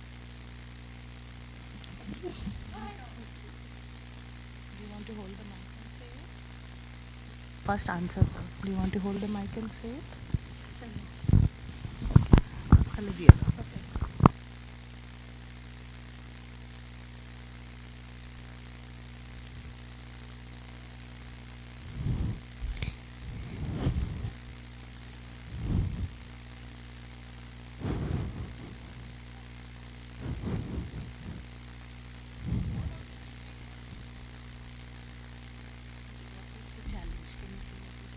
No. Please? You're shy? It's okay. It's okay, don't be shy.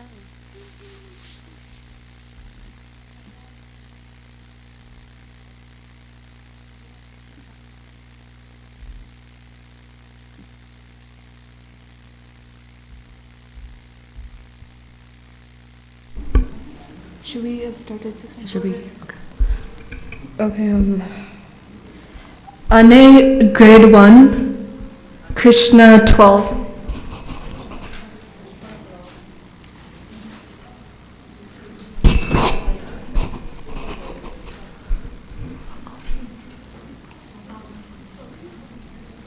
What?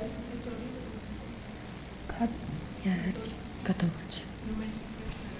Yeah, it says It says great devotee Ghatotkacha. Yeah. Come on.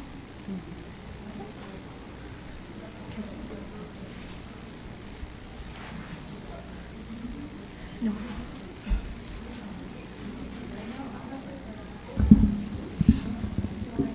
Hi, my name is Anay Bhope and I'm going to tell you the story of Ghatotkacha. Ghatotkacha was the son of Bhim and a Rakshasi named Hirimba.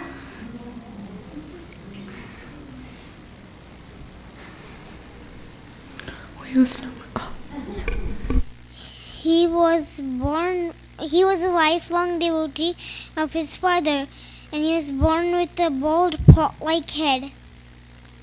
That's why Hirimba named him Ghatotkacha. He grew up to be a strong boy and bigger than other human babies. One day the Pandavas needed help climbing up a mountain, so they called Ghatotkacha. And Ghatotkacha came with his friends and they carried the Pandavas on their shoulders. Ghatotkacha also participated in the Mahabharata war. A dreadful monster named Alambush killed Arjun's son Eravan.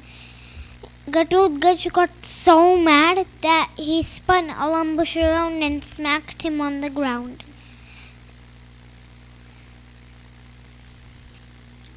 Karna was saving his special astra to use it on Arjun, and Krishna did not want that combat to happen, so he sent Ghatotkacha.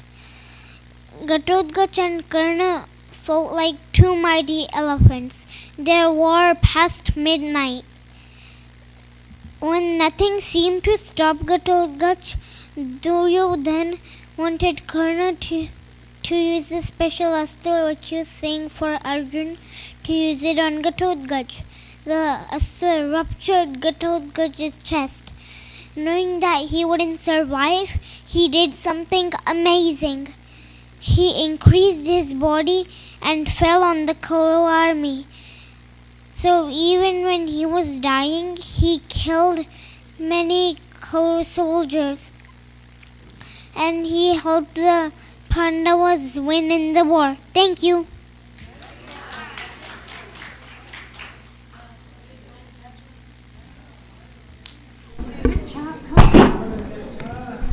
Okay, Anushka, grade 1, Krishna 13. Yeah. Anushka.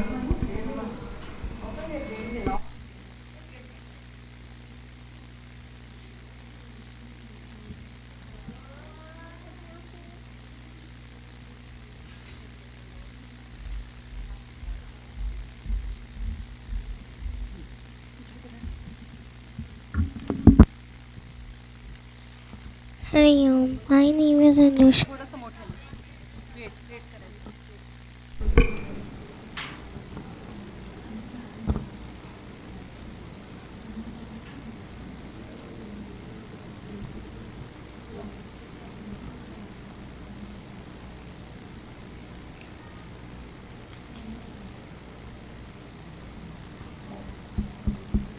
Hari Om. Six. Yeah.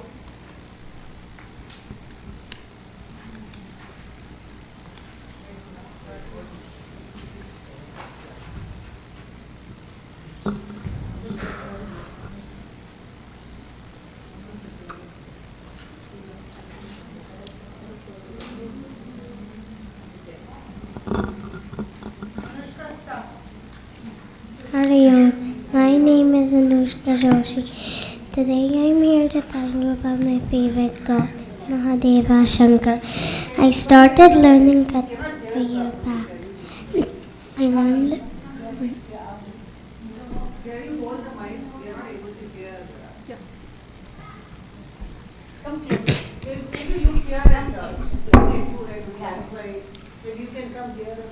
Hari Om. My name is Anushka Joshi. Today I'm here to tell you about my favorite god, Mahadeva Shankara. I started learning Kathak a year back. I learned about Lord Natlaja and their stories and qualities like knowledge, strength, compassion, and impartiality between all living things that inspire me. Dance is a symbol of energy, and Shiva is thought of as energy itself. His cosmic dance is a cycle of universal creation and deconstruction. It is sometimes called destruction, but it's really not, because energy can neither be created nor destroyed. It can only be changed in form. In that sense, the universe is simply deconstructed into pure energy. It is said that when the universe is created, Lord Shiva takes human form and resides on Mount Kailash as a yogi. He spends long periods of time in deep meditation in the Himalayas. Lord Shiva's appearance as Nataraja has many symbols in it. The tiger hide he wears symbolizes his victory over basic animal instincts. The snake around his neck symbolizes his eternal awareness in the state of meditation, mastering the ego. The demon in his Nataraja pose symbolizes his mastery of ignorance by attaining knowledge. Lord Shiva is also a protector. When the universe is created, Lord Shiva resides on Mount Kailash.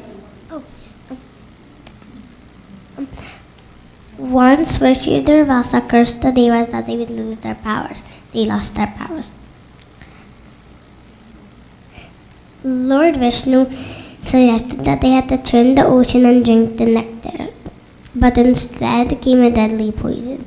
Lord Shiva rushed in and drank all the poison.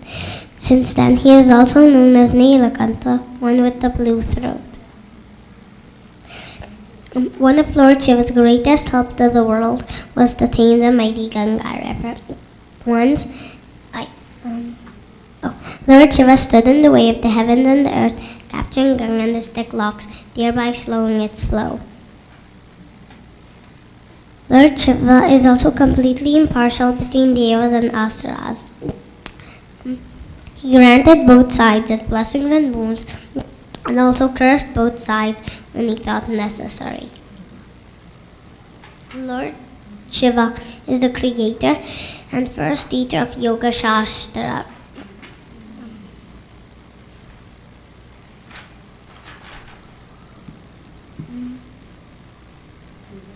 So, yoga is a combination of dance and energy, body and spirit, and helps focusing on the prana and the state of the meditation. Yoga helps calm our mind and focus inwards to the prana. Some of the yoga asanas are named after, like the Nataraja asana, Virabhadrasana, and others. Lord Shiva helps us understand the story of reality at a deeper level. The most important thing to understand is that Lord Shiva's dance of creation and deconstruction takes place nowhere else but in our own hearts, in our own self. In our daily lives, we're constantly engaging in dance with our egos, our desires, our story of who we are and who the other is. And moment to moment, breath to breath, we are deciding who leads the dance. When we understand that Shiva dances within ourselves, it becomes the dance of transformation. I continue worshipping Lord Shiva by learning Kathak as a dance form and learning and practicing yoga, meditation, and sloka. It will hopefully help me with awareness and studies and other activities. Om Namah Shivaya.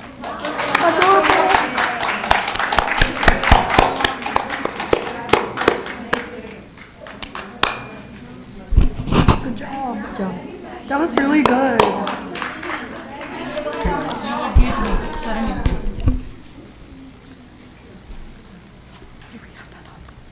Hari Om all, thank you so much for staying, and judges, thank you so much for, listening to their stories. And that was one finale, grand finale, but we do have a 10-minute break because the judges need it, and we'll resume our storytelling after 10-minute break. So at around 3:23, okay? So mark your timing, your watches, and please come back to this and we'll continue our storytelling. Thank you.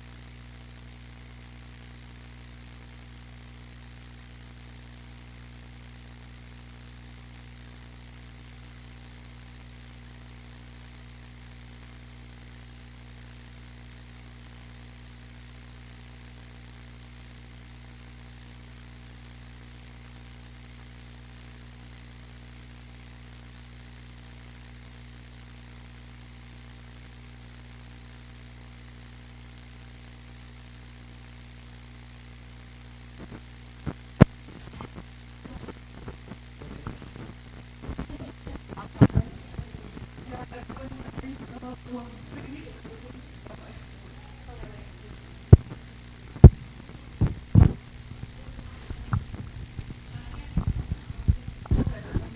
you going? Yeah.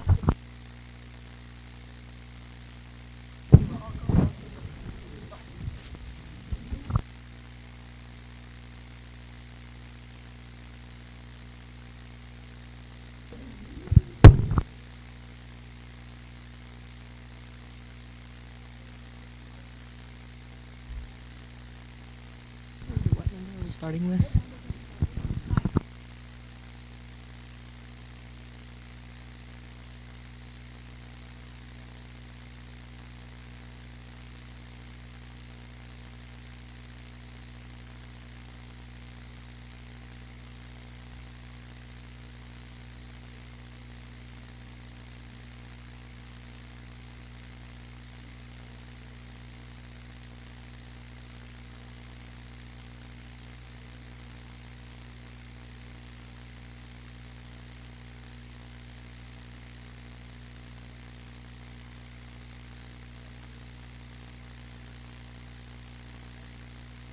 The next Number person 5 to do is what's the name, grade, session, and the story title. Okay.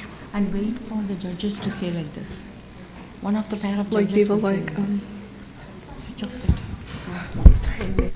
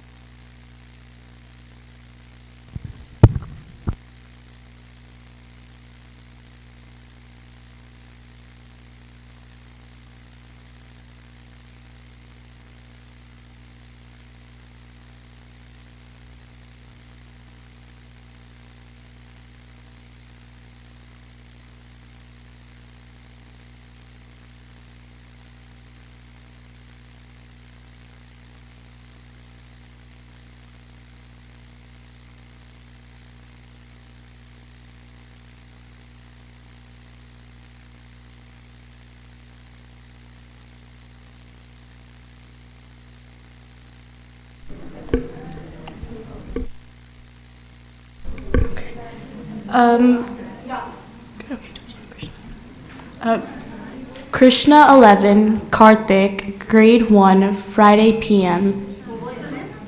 Karthik. Shri Karthik, right? No, just Karthik.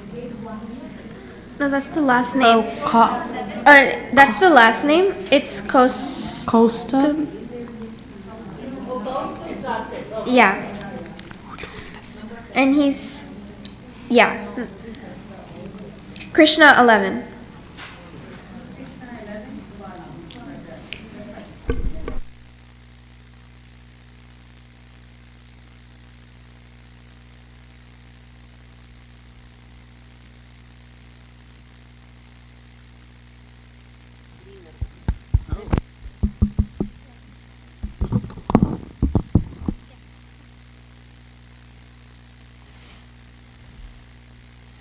Hari Om.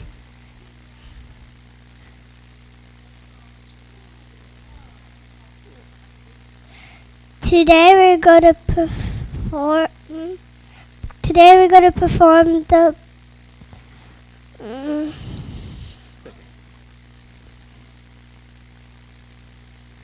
Today I'm going to tell the story of Ramayana. Long time ago there was a king called Ayodhya. King of Ayodhya called Ayodhya.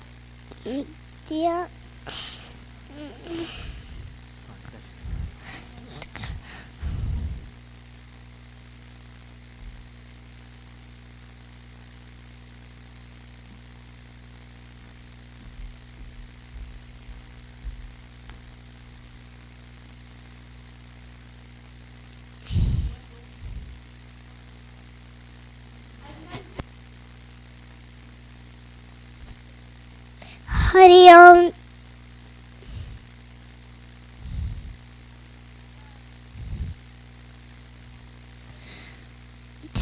I am Valmiki. Today I'm going to perform the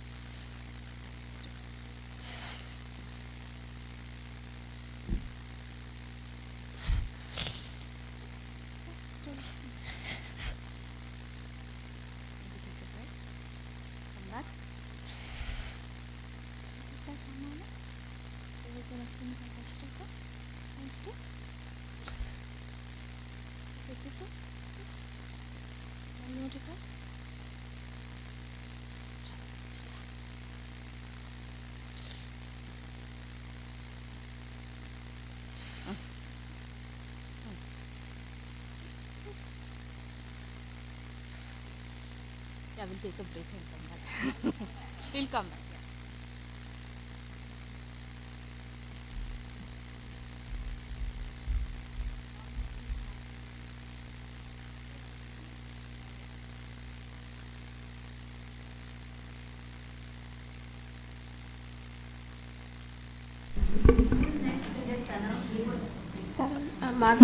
Madhava 11, Shivank, Friday PM. What's the story? The story of Lord Hanuman.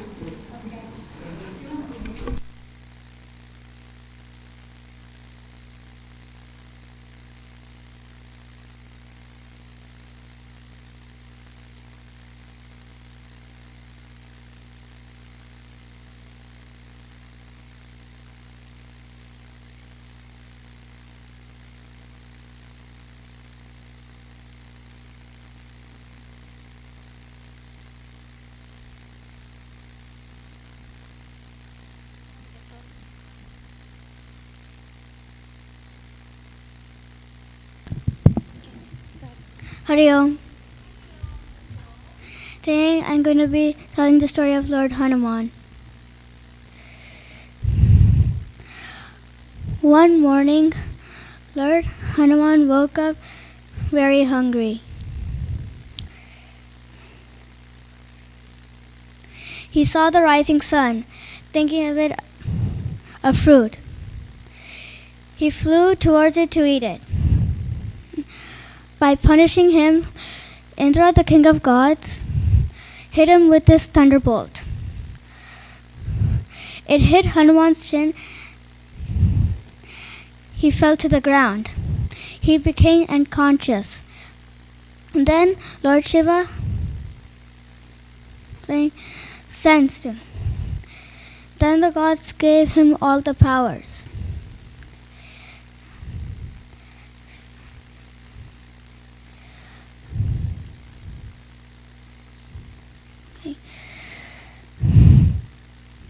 One day, Lord Hanuman was writing his own version of Ramayana when Valmiki came to know that when he went to Lord Hanuman, he filled with joy and sadness. Joy meant his Hanuman's version was like a poem. And sadness meant like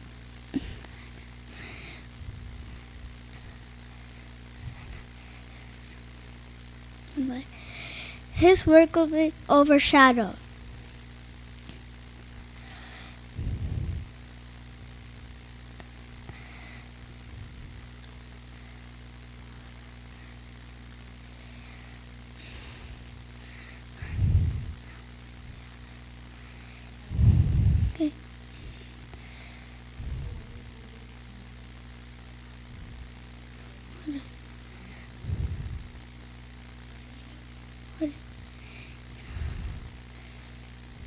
Here, what is it?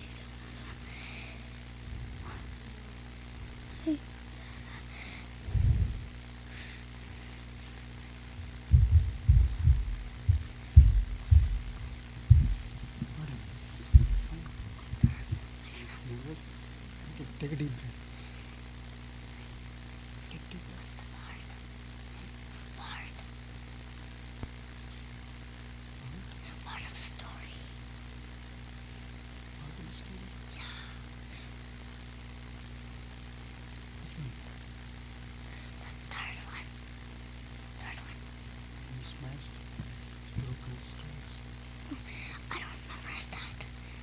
That's fine.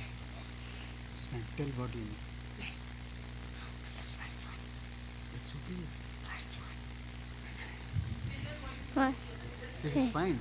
Tell whatever you know. Okay? It's okay. Continue. You're thinking? You know the model? Last week, devotion.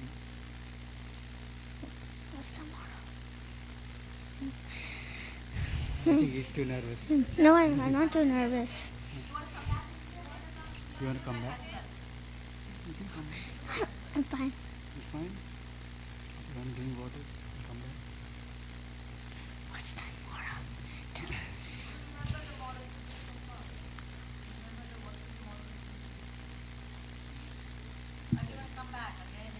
Oh, okay. Yeah, you can come and say all things. You can come, sir. Come. It's okay.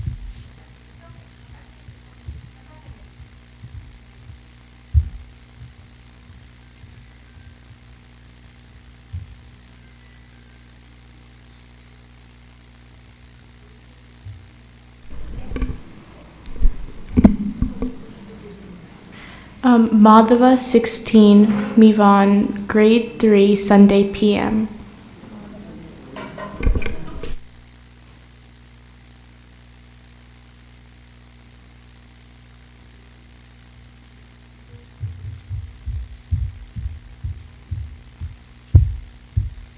Hari Om, my name is Mivan Vasavda.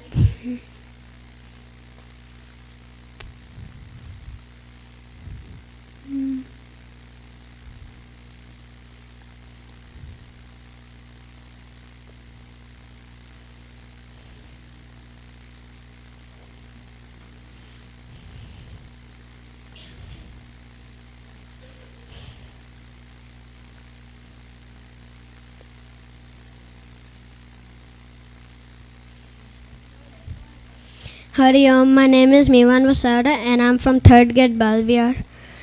Today I'm going to recite a prayer on my Ishtadev. Our Ishtadev is Hatkeshwar Mahadev. His temple is located in Vadnagar, Gujarat, India. India Prime Minister Narendra Modi is also from Vadnagar, Gujarat.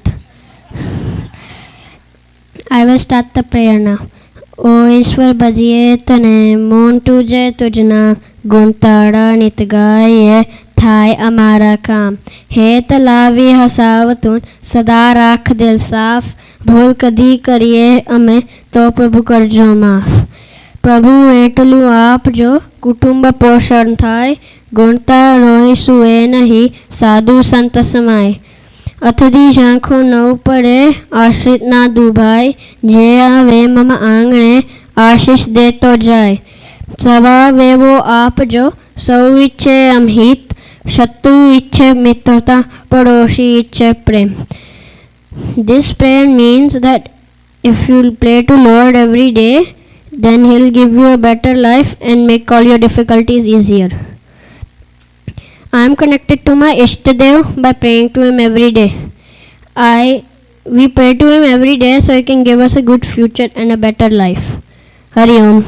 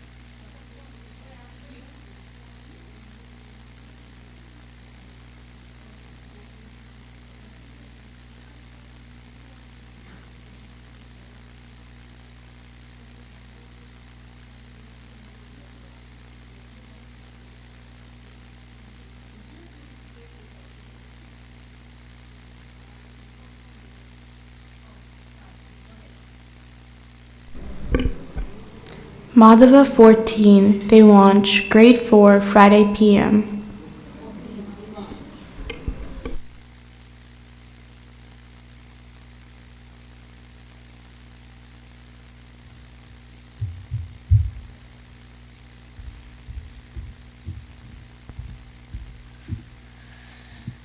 Hari Om. Huh? Hold on. Start.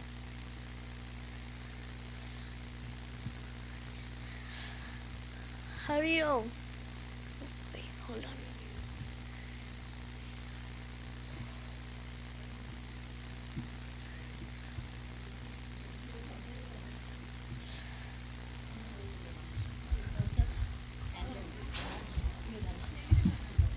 Wait. No, that's fine.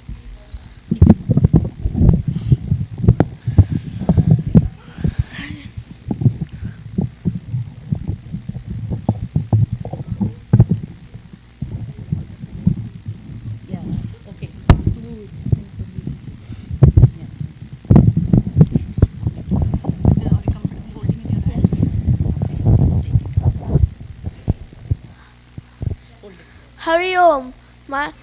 My name is Devansh and I'm in the Friday PM Bala Vihar.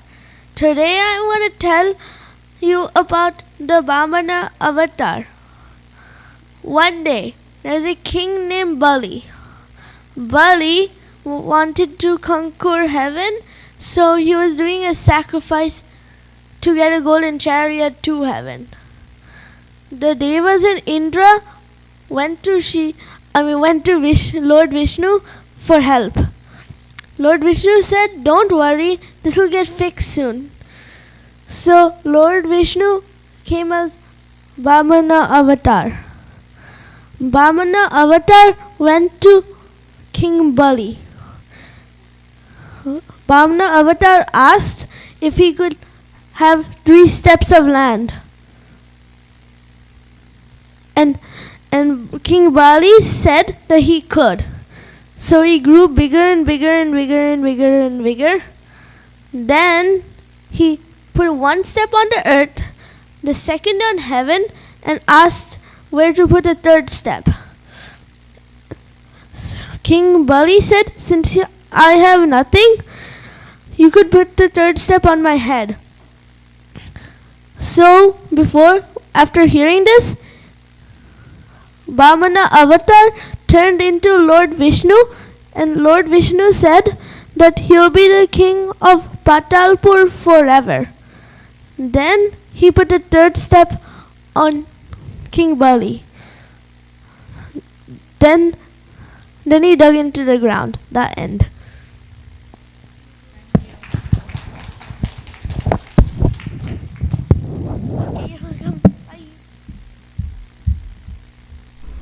Great job, Devansh, for telling the story of Vamana Avatar.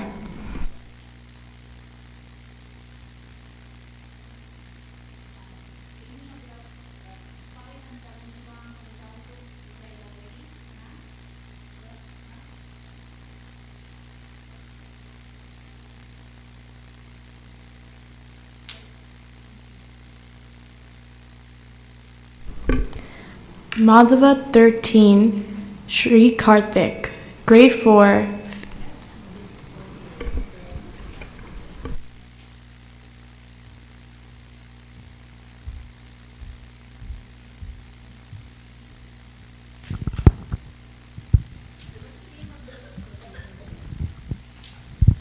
Hari Om. My name is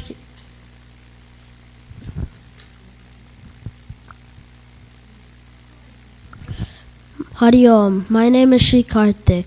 I am in grade 4. This story is true. The title of the story is Faith of God. Once upon a time, there used to be a man. He was very wise and smart. One day, he was traveling to India to get in a war. But then, in his private jet. But then the plane had an issue, so they had to land on a cornfield. When the man got off the jet, he saw a small light in the distance. So he walked to that light, and in that light was a small village. And in that village, there was a taxi driver. So he asked the taxi driver if he could drive him to the place where he's getting his award. The taxi driver said yes. So they got onto the car and started driving. But that night, it was really stormy and windy. So and the taxi wipers can't wash off the water properly. So the taxi driver told the man that we can't go through the storm. But then the man saw a light in the distance. So the man asked the taxi driver to drive him to that light. And in that light was a small log cabin. So the man got off the taxi and knocked on the door. And out came a lady. And the man said, asked for shelter. And the lady said yes.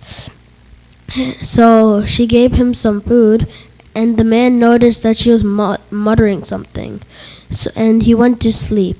Then the next morning, he asked the lady what she was muttering. She said she was chanting Om Namo Narayanaya, and he asked the reason why, and she said that her kid is feeling sick and he's suffering a really rare condition. And the man asked what happened. She said that they drove to a nearby hospital, but the doctor couldn't operate him. He said the doctor said that the boy is suffering a really rare condition. There's only one doctor who could fix that condition. When the man asked the lady about the doctor's name, when she said the doctor's name, he fell on his knees and started to cry. And he said that I'm that doctor, that is my name. So, since she doesn't have enough money and strength to go to Malaysia, she prayed to God. And God made the doctor come to her house. The moral of the story is always pray to God, He'll always guide you, and have faith on God. Great job, Sri Karthik, for the good story about faith in God.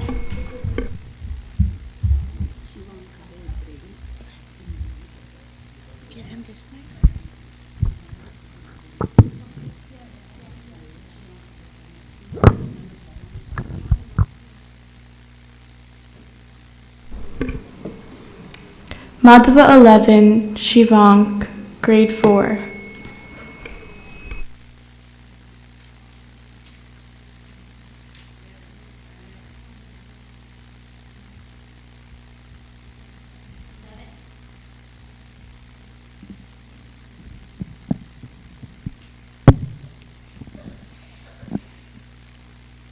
Hari Om. My name is Shivang, and I'll be telling the story about Hanuman.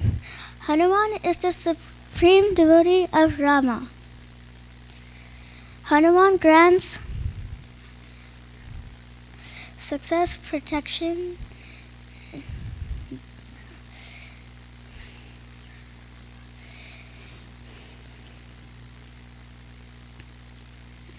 Hanuman is one of the leading characters in Ramayana.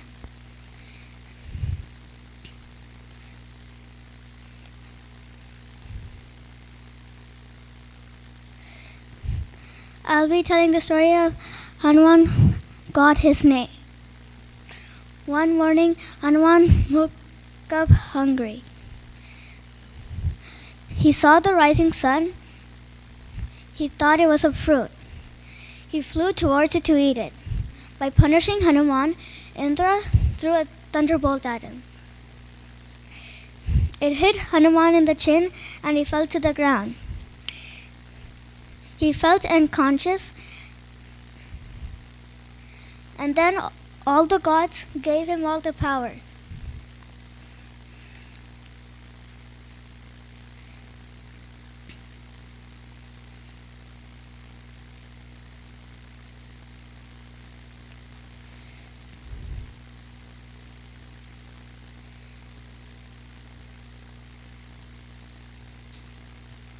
You'll find the version of Hanuman in Rig Veda.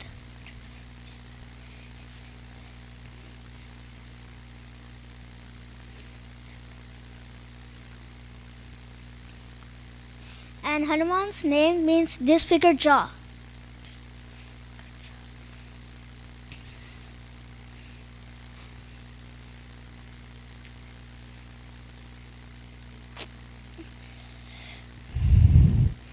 Now I'll be telling the story of how Hanuman found Sita. When Hanuman was flying above the ocean, he was looking for Sita.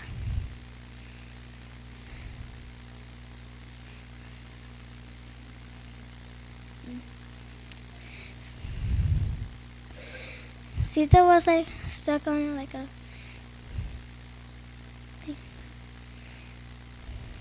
island. Yeah.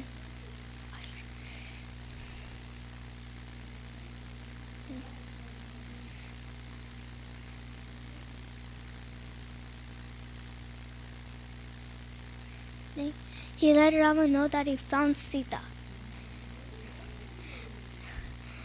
They went to find her, and they went to get her back.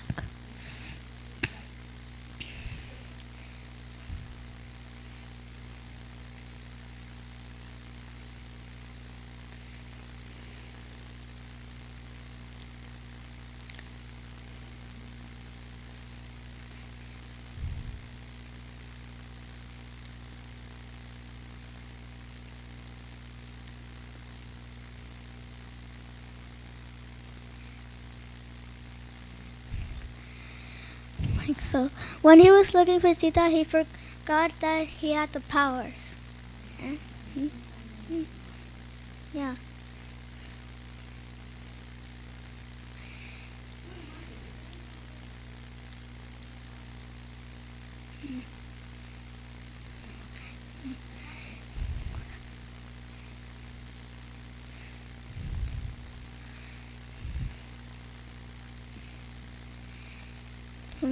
The moral of the story is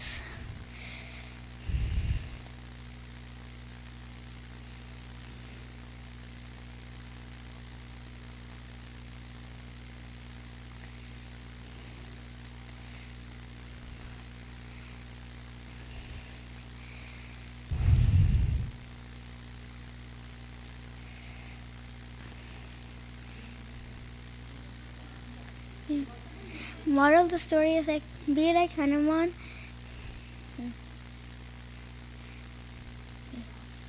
Be strong and have intelligence. Yeah. Be smart. Yeah. Yeah. Jai Hanuman. Jai Hanuman. Okay. Great job, Shivang, for telling us the story of Lord Hanuman.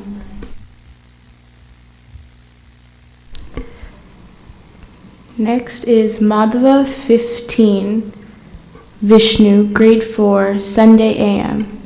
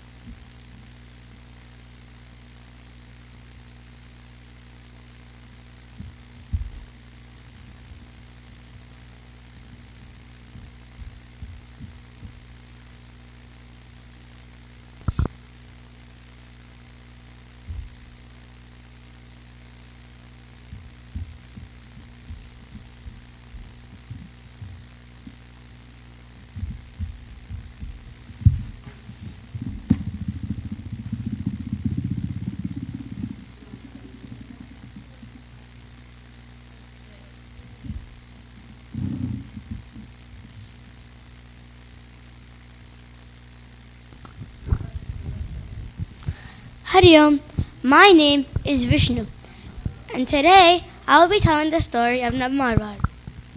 Nammalvar is one of the 12 Arvars in Sampradaya. The Arvars are a very great example for inclusion and diversity. They are also a good example for caste and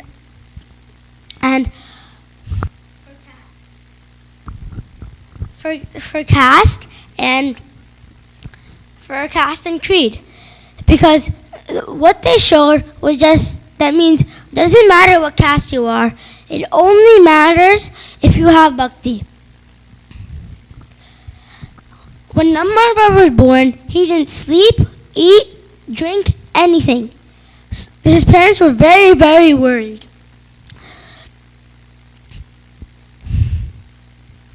So they took him to Srimad Narayana and begged him, please, please save our baby. So Nammalvar crawled under a tamarind tree and sat down under it in a lotus position.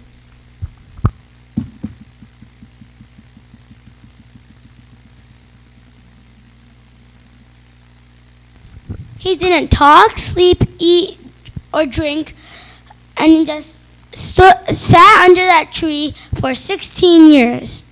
16 years later, Madhur Kavi Arvar, another Arvar in our Sampradaya, was doing a pilgrimage up north.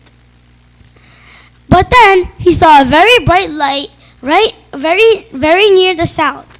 He followed it, and at the end of the trail, he saw Nammalvar. He asked him a question, and that was the first time that Nammalvar opened his eyes and spoke. Nammalvar is very special because he took 4 Sanskrit Vedas essence and turned them into Tamil. He is also special because he has this name, Krishna Trishna Tattvam. That means that if Krishna's bhakti was a living thing, that would be Nammalvar. Hari Om.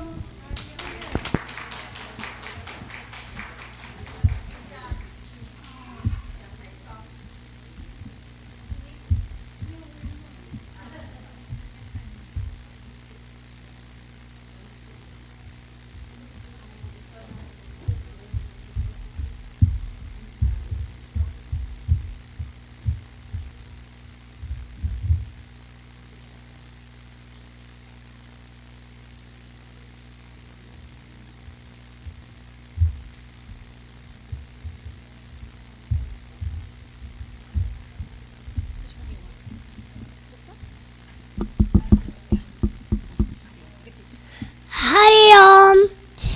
Today we are going to present the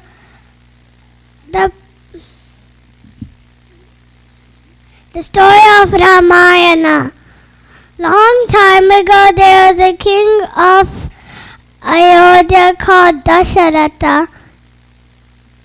He had 3 wives, Kausalya, Sumitra, and Kaikai.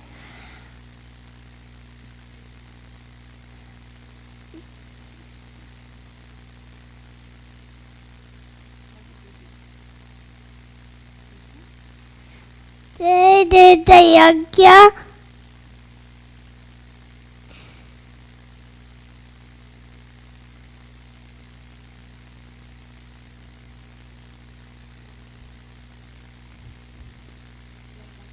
They got 4 sons, Rama, Lakshmana, Bharatha, and Shatrughna.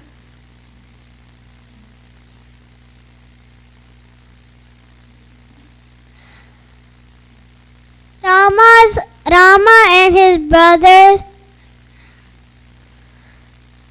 finished schooling with their guru, Sage Vasistha.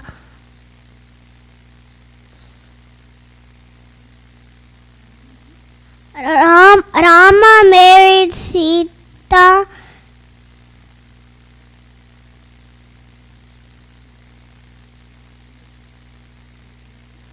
The princess of Mithila.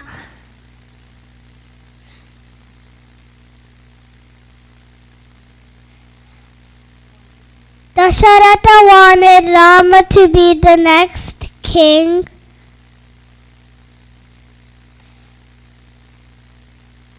Kaikai had a bad servant called Mantra. She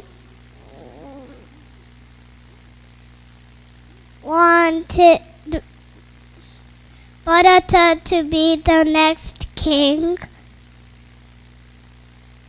and sent Rama to the forest for 14 years.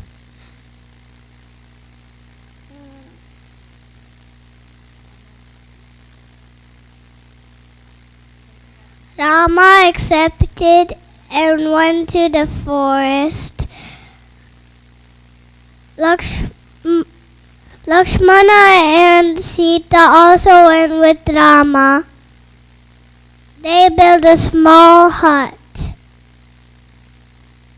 in the forest. Sita found a golden deer. Sita asked Rama to go get the deer.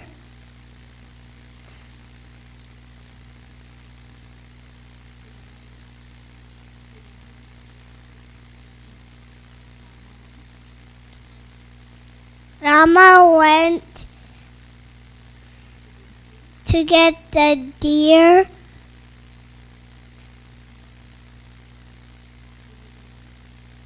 and did not return.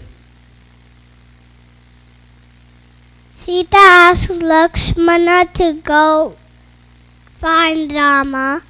Lakshmana drew a line around the hut and asked, "Do not step out of the line."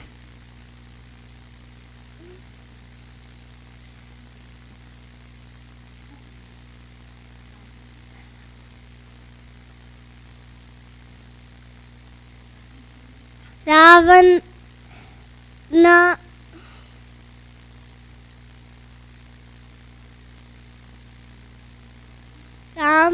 came for ask for food.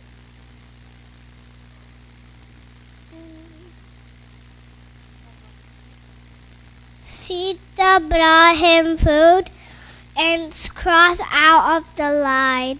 Ravana took Sita to Lanka.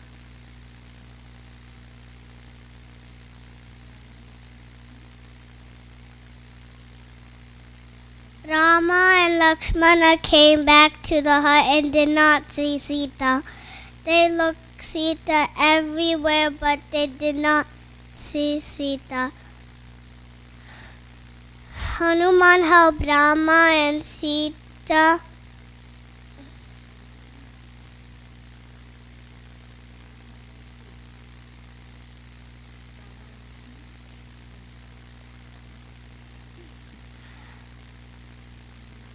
Hanuman helped Rama and Lakshmana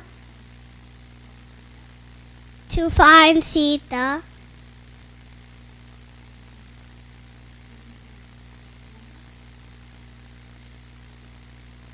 They went to Lanka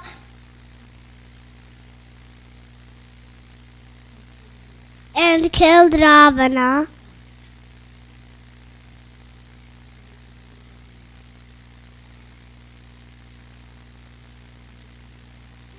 And they took Sita back to Ayodhya. Rama became the king. Jai Shri Ram! Thank you. Kaustubh, I almost thought you're going to let Sita stay in Sri Lanka. Thank God to bring her back to Ayodhya. Good job.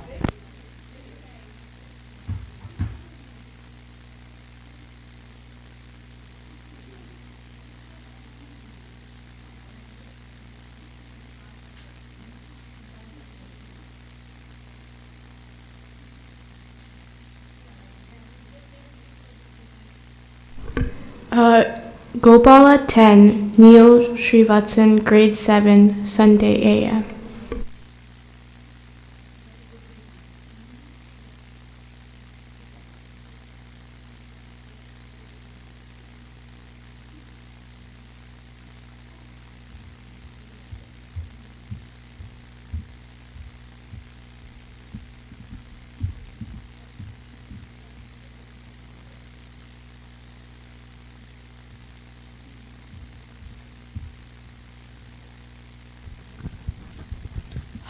Hari Om.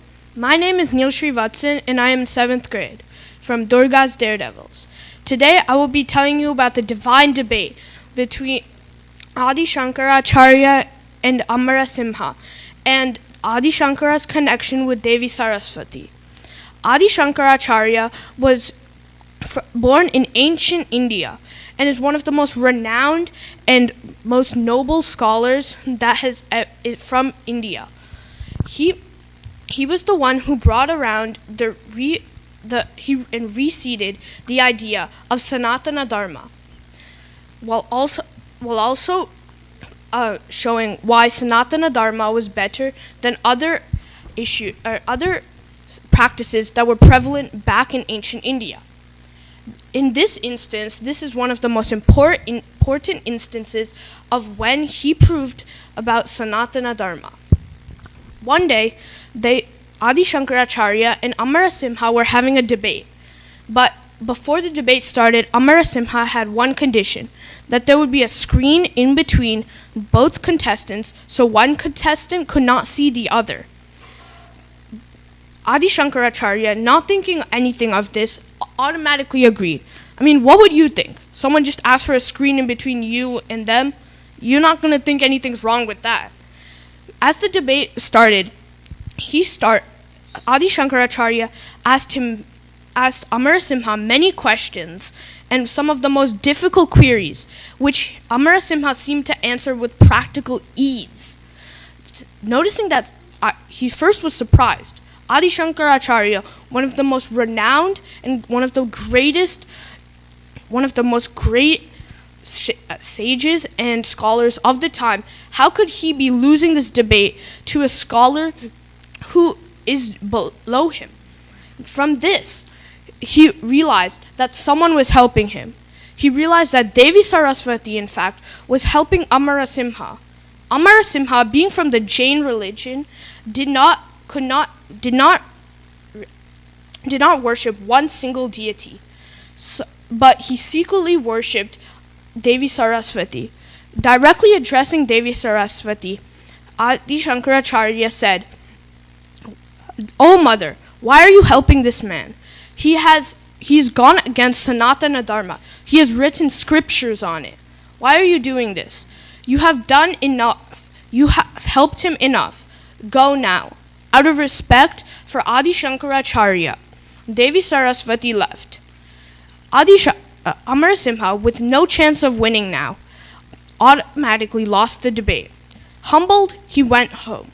When he went home, he being so furious that he had written all of that, he started burning all his books that he had written and scriptures that he had written condemning the Sanatana Dharma. Adi Shankaracharya, realizing the immense amount of knowledge that was being lost, tried to prevent him, but could only salvage one book, and that is what we call the Amara Kosha, or the Sanskrit dictionary that modern day scholars use as a Sanskrit dictionary. This is one of the most important books. So from this story, we can learn, number one, about how God will always help you protect Sanatana Dharma, as we can see in Adi Shankaracharya's case, how Devi Saraswati left after she realized she was going against Sanatana Dharma. Number two, we can learn that if you give your whole life to God, God will always have your back and help you in times of need, no matter of your belief. And to finish things off, I would like to dedicate a shloka to Devi Saraswati that was written and composed by Adi Shankaracharya. Om Saraswati Namastubhyam Varade Kamarupini Vidyarambam Karishyami Siddhir Bhavatame Sada. Thank you. Hari Om.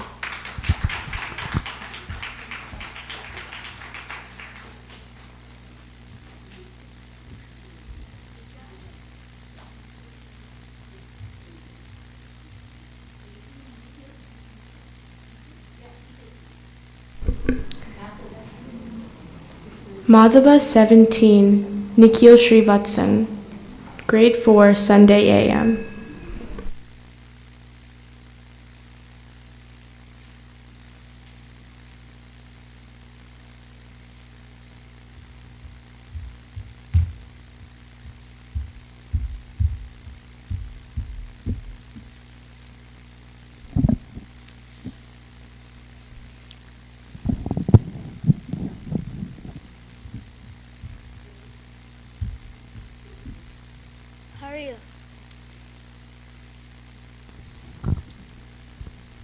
Vasudeva Sutam Devam Kamsa Chanuramardanam Devaki Paramanandam Krishna Vande Jagakkaram.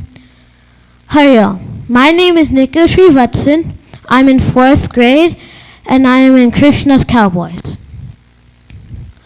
Today I'm going to tell a story from Bhaktamala about King Jayamal's devotion to Lord Krishna.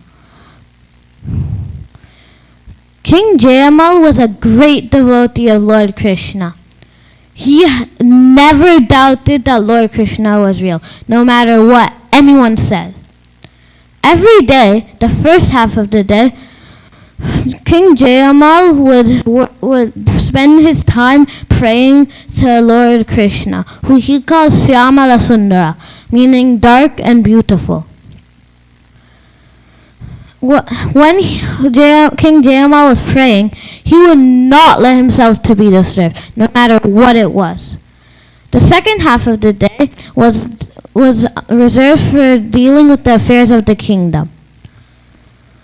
But the peace in Jayamal's kingdom was threatened by an enemy king who was envious of all of Jayamal's prosperity and decided to attack.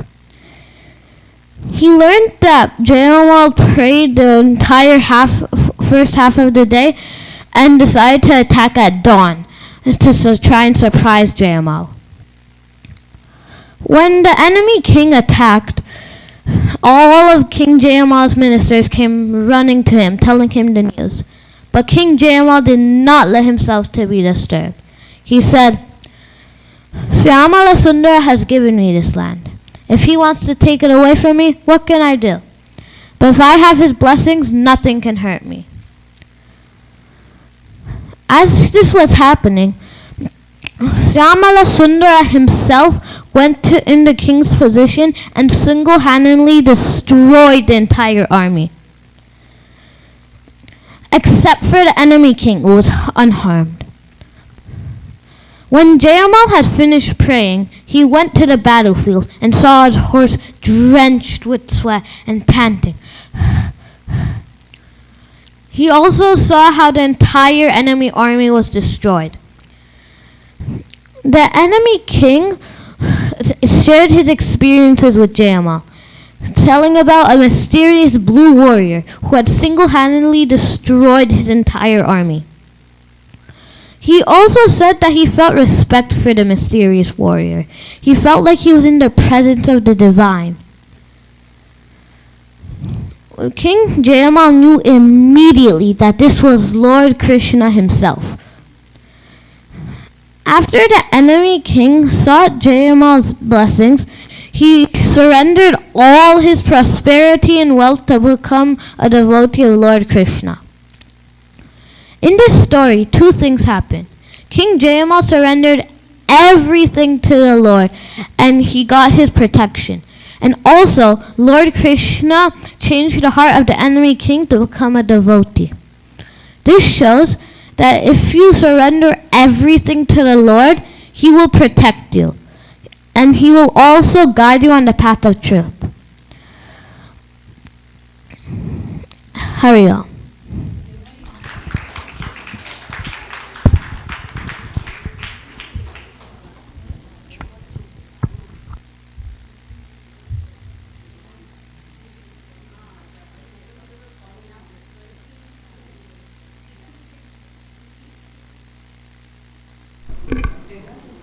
Madhava 19, Naksha, grade 4, Friday PM.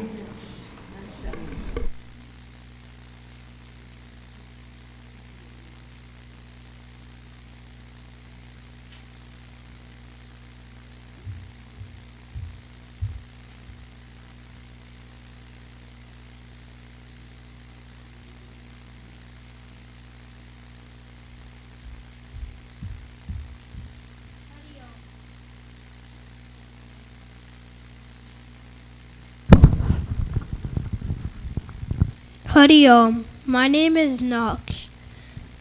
Today, we all know that Krishna has multiple names like Makanchor, Govardhandari, and Ranchorai. Today I will tell you why he is called Makanchor. Krishna is not an ordinary boy. He is clever, playful, and mischievous. In Gokul, at home, gopis churn their butter in the clay pot. Krishna could not resist sneaking into people's homes and then stealing it. He only had one weakness. He loved butter. The gopis complained to Yashoda. Yashoda and the other gopis decided to make a plan. Since the kids are small, they decided to put the butter in the clay pot high up so they can't reach it. But Krishna was too clever. He called his friend and said, "Let's make a plan."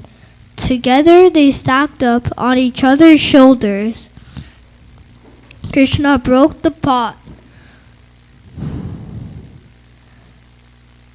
His friends laughed and ate. The gopis still complained to Yashoda. Yashoda was in shock and disbelief, but this time she decided to catch Krishna red-handedly. She hid. When Krishna was about to steal the butter, Yashoda caught Krishna red-handedly. Yashoda scolded Krishna and said, "Krishna, why? We have lots of butter at home, and your father's king of Gokul." But Krishna gave his most innocent smile. His big eyes were twinkling. After all, who could resist his charm? This story has deeper significance. So Krishna could bond with the gopis. He did these playful acts. At first the gopis were mad. Then they found pure love and peace in them. Since Gokul had to give butter to Kans, which was their most valuable asset, and so they could not feed their children, Krishna decided to oppose Kans. Butter is in a set of milk, which means pure love and devotion. Through these playful acts, Krishna is showing pure love and devotion. Krishna is the supreme being. Dehandi is a traditional event celebrated during Janmashtami to honor Krishna's mischievous and playful acts. Jiranchor Makanchor.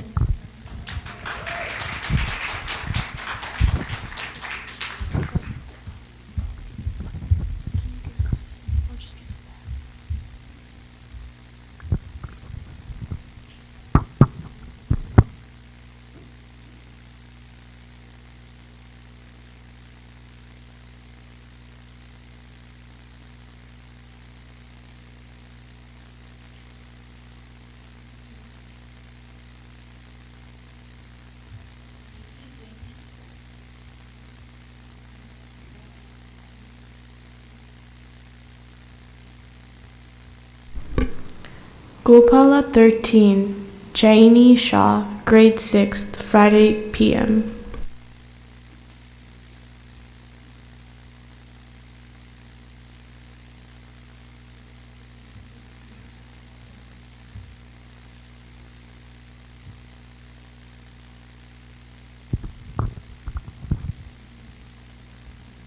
Hi, my name is Jaini. As we know, Krishna has many names like Makanchor, Govardhandari, and Ranchorai. Today I will tell you why he is called Kaliya Nartan Krishna. Krishna lived in a village called Gokul. They needed the Yamuna river for their daily activities.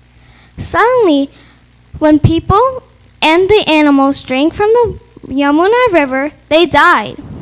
People of Gokul thought there's a serpent in the river. This rumor spread around the village. Krishna and his friends were playing by the banks of the Yamuna river with the ball.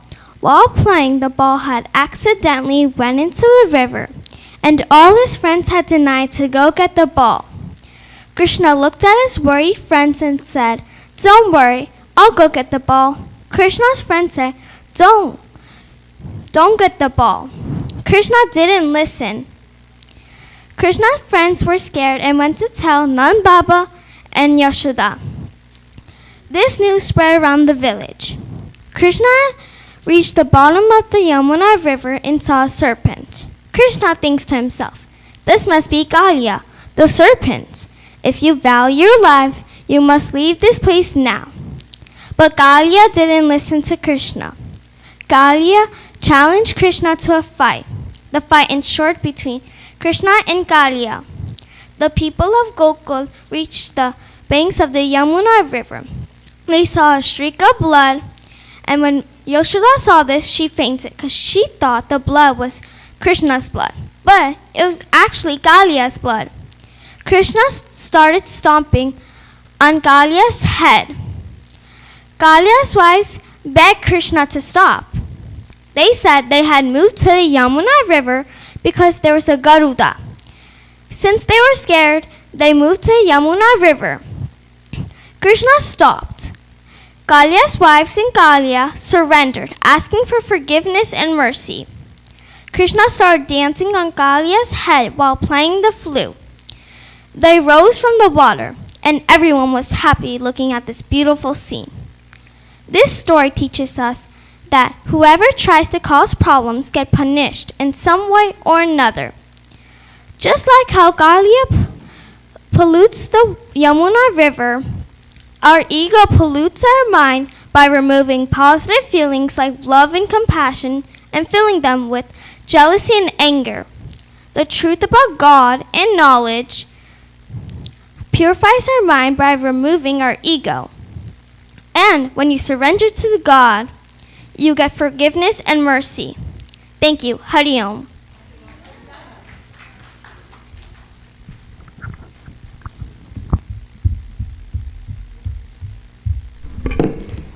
Next up is Madhava 24, Shreyan Sai, Grade 2, Sunday AM.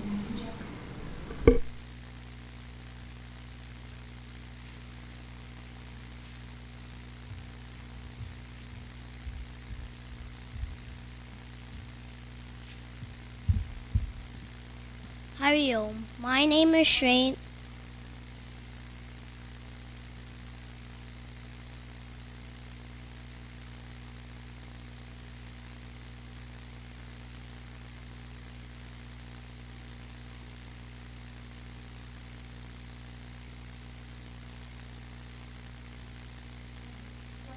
Hari Om. My name is Shreyan Sai Vaitla, and today I'm gonna tell a story about Hanuman's musical journey. Once upon a time, in a beautiful forest, there lived a mischievous monkey named Hanuman. Hanuman loved to play pranks on other animals and was always up to some sort of mischief. One day, Hanuman was playing near the river when he heard beautiful music coming from the forest. He followed the sound and saw a sage named Narada Muni playing a musical instrument called the veena. The music was so enchanting that Hanuman forgot about all his pranks and mischiefs. He was so fascinated by the music that he asked Narada Muni if he can teach him how to play the veena. Narada Muni was delighted by Hanuman's request and agreed to teach him. But Narada Muni warned Hanuman that playing the veena was not an easy task and it will take a lot of dedication and hard work. Hanuman was determined to learn the veena. He would wake up in the morning and practice until late at night. Hanuman was so focused that he forgot about all his fun activities and even forgot to eat. One day, after several months of practice, Hanuman felt confident enough to play in front of Narada Muni. He played with all his heart and soul, but Narada Muni was not impressed. Narada Muni told Hanuman that his playing lacked devotion and that he needed to play with love and devotion for Lord Rama. Hanuman realized that Narada Muni was correct and started to play the veena with love and devotion for Lord Rama. He started to play with the veena with love and devotion, and soon his music became so enchanting that the animals from the forest would gather around him to listen. So from that day on, Hanuman's music was known all around the land. Hanuman realized that he had discovered a new way to serve Lord Rama, and he was grateful for Narada Muni to teach him the importance of devotion. So from that day on, Hanuman spread love and devotion for Lord Rama with his enchanting music. Thank you. Hari Om.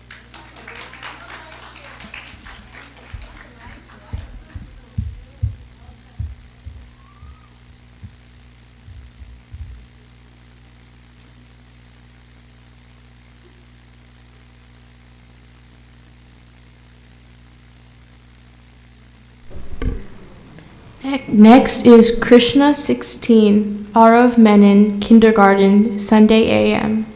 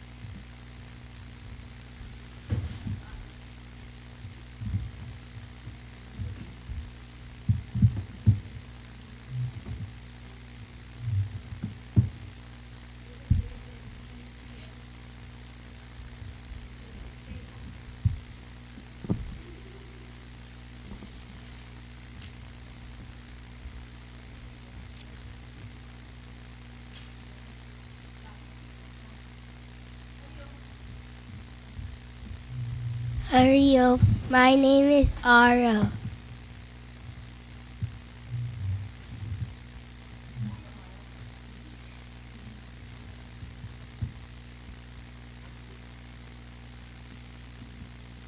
I'm going to tell you a story about Krishna and the fruit seller. One day, Krishna was playing with his mom outside until Krishna heard a fruit seller saying, "Fruit, mango."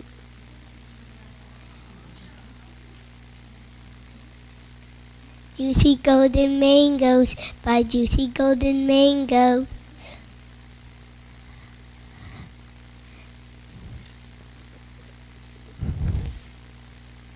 He wanted Krishna's dad Nandaraj got a full basket of grains and he gave it to the fruit seller, and the fruit seller gave a full basket to Nandaraj.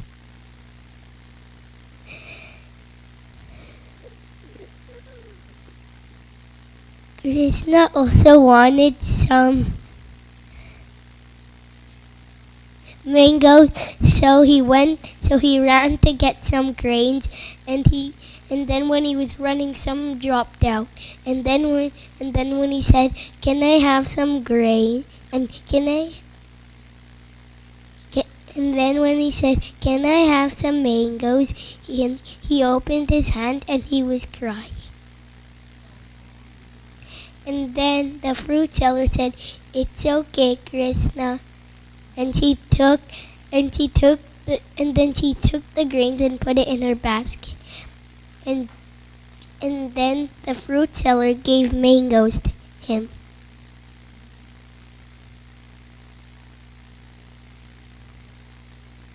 He was so happy.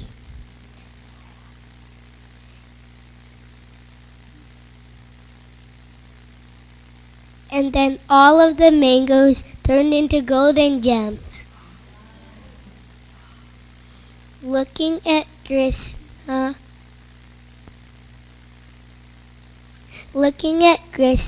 they said, it's not an ordinary baby. This is God. Ariel.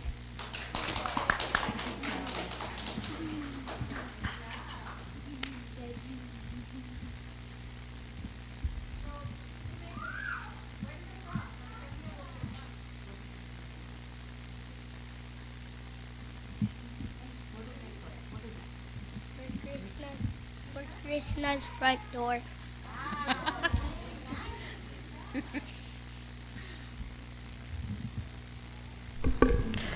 Next is Madhava 22, Laya Menon, Grade 4, Sunday AM.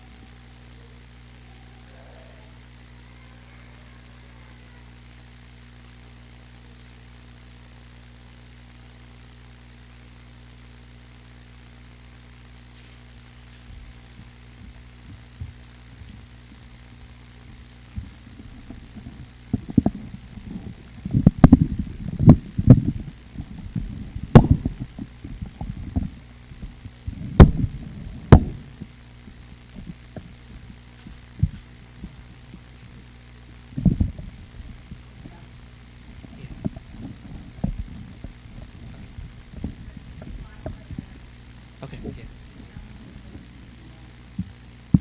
Yeah.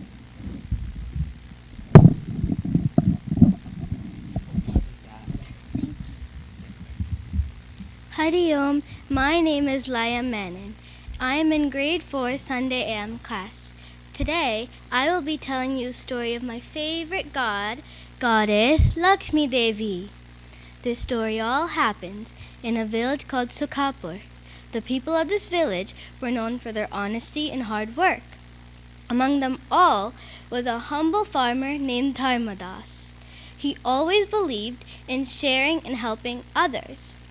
One day, the villagers decided to do a big festival to honor goddess Lakshmi Devi, the Devi of wealth and prosperities. They decorated the village with flowers and lamps.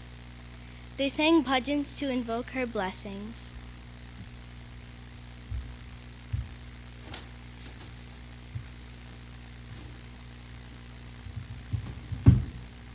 Impressed by their devotion, goddess Lakshmi Devi decided to visit the village. She disguised herself as an old woman.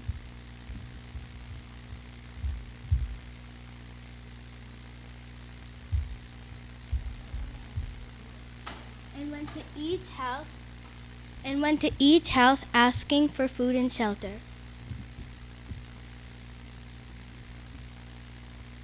To her surprise, no one let her in. Finally, tired and exhausted, she reached Dharmadas's hut and asked for food and shelter. With no hesitation, he let her in.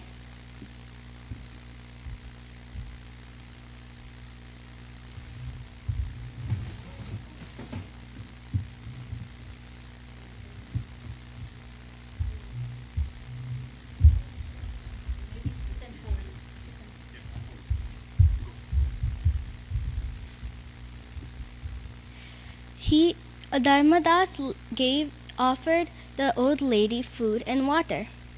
The old lady was very surprised. She asked Dharmadas, why did you choose to help someone like me? He replied, it is my dharma to help others, help those in need. Wealth is meaningless without helping others and being kind. The old lady was very pleased with what he said.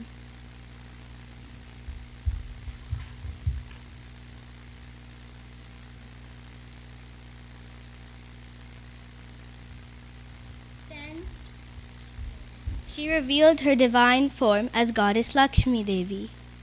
She said, O Dharmadas, you have earned my blessings. May your hut be full with wealth and prosperities. Tathastu. Dharmadas said, O Devi, I seek only your blessings. May my prosperity and wealth be shared with the whole village. The Devi was very pleased again with what he said.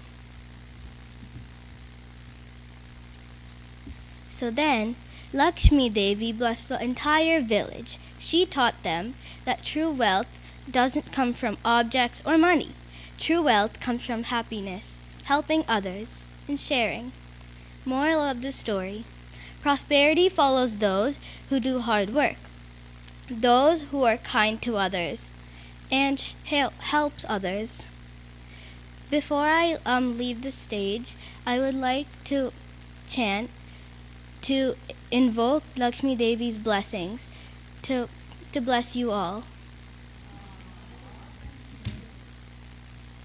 Sarva Mangal Mangalye Shive Sarvata Satike Shiranye Tayambake Gauri Narayani Namostute. Hari Om, and have an amazing rest of your evening.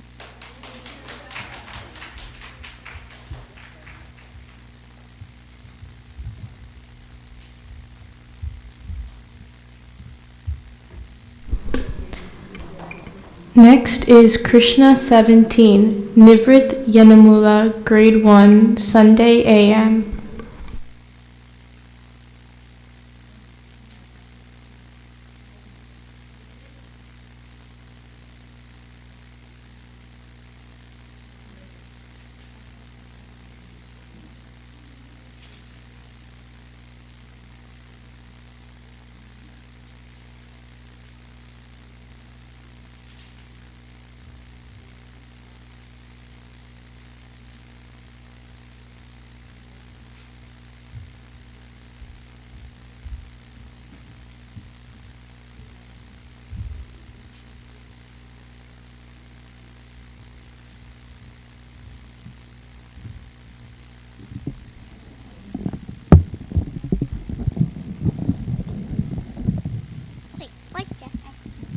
Hey, where are you going?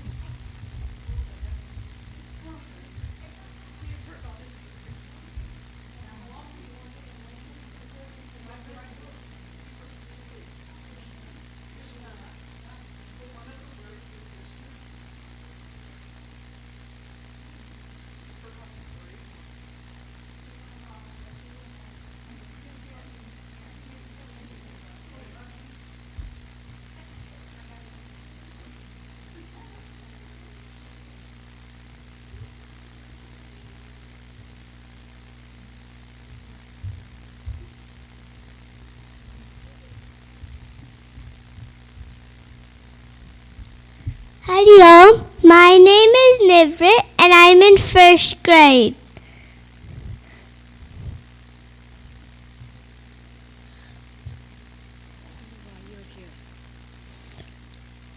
I'm here to tell you a story about a big fat elephant.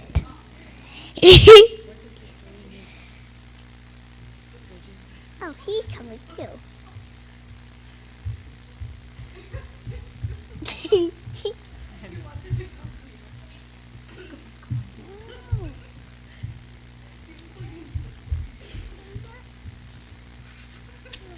I know what you should do. What we are.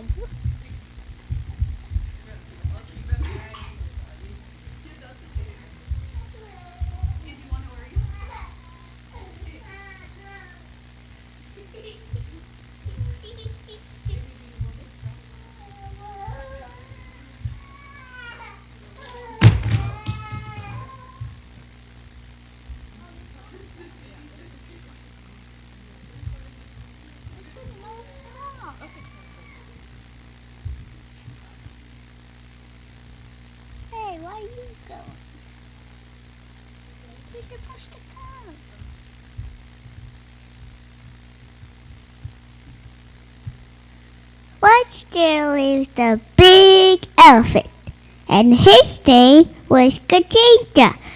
And he went to the pond with his friend, and he had lots and lots of fun. And then he was last to get out, and then a crocodile bit his leg, and the crocodile came out of nowhere. So Gajendra was trying to get out, and then his friends pulled him, but the crocodile wouldn't get up. So he prayed to God, and then God running from heaven, and then he threw a spinny thing at the crocodile, and then killed the crocodile, and then Gajendra was free. The end. What is the moral of the story?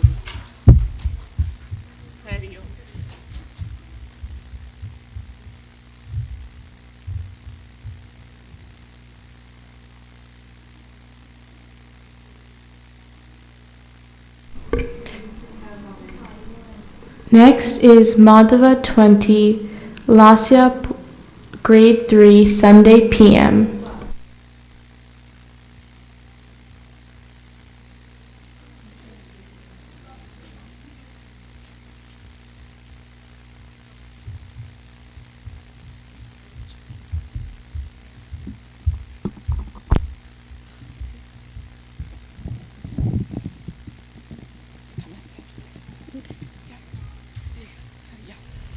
Hari Om. My name is Lasya, and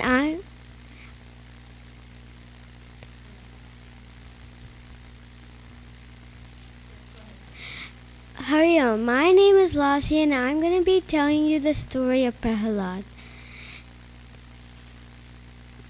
Once upon a time, there was a demon king named Hiranyakashipu. Hiranyakashipu meditated for Lord Brahma and got a special boon. As per his power, he couldn't get killed by any humans, animals, or weapons. He couldn't get killed in the day or the night.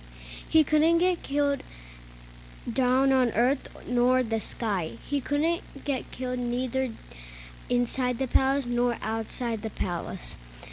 Hiranyakashipu was very proud of himself and wanted everyone to worship him. Hiranyakashipu had a son named Prahlada, who was a true devotee of Lord Vishnu. Hiranyakashipu refused to worship his father and only Lord Vishnu. This made Hiranyakashipu very angry. He ordered his servants to punish him severely. He faced no harm from any of the punishments. True to his faith, he faced no harm from any of the punishments, and his devotion to God deepened. He called Prahlada to the court and said, "Where is your God?" Hiranyakashipu said, "My God is everywhere." Hiranyakashipu pointed to the pillar and said, "Is your God inside this pillar?" Prahlada said, "Yes, my God is inside this pillar." Hiranyakashipu angrily took a weapon and smashed the pillar. The pillar broke into pieces, and Lord Vishnu appeared in the form of Lord Narasimha. His face was like a lion, and his body was like a human. He wasn't a complete lion or a complete human. Narasimha took Hiranyakashipu and went to the palace threshold, and with his sharp claws killed him. The end. This story teaches us two things. First, if you believe God, you can see God in everything. Second, if something feels hard, do the right thing. Hari Om.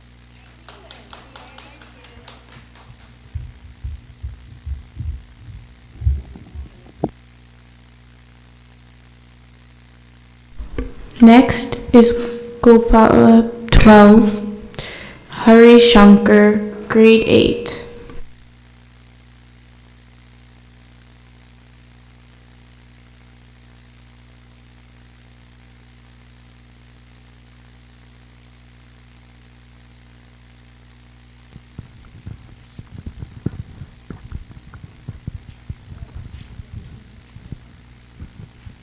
Hari Om.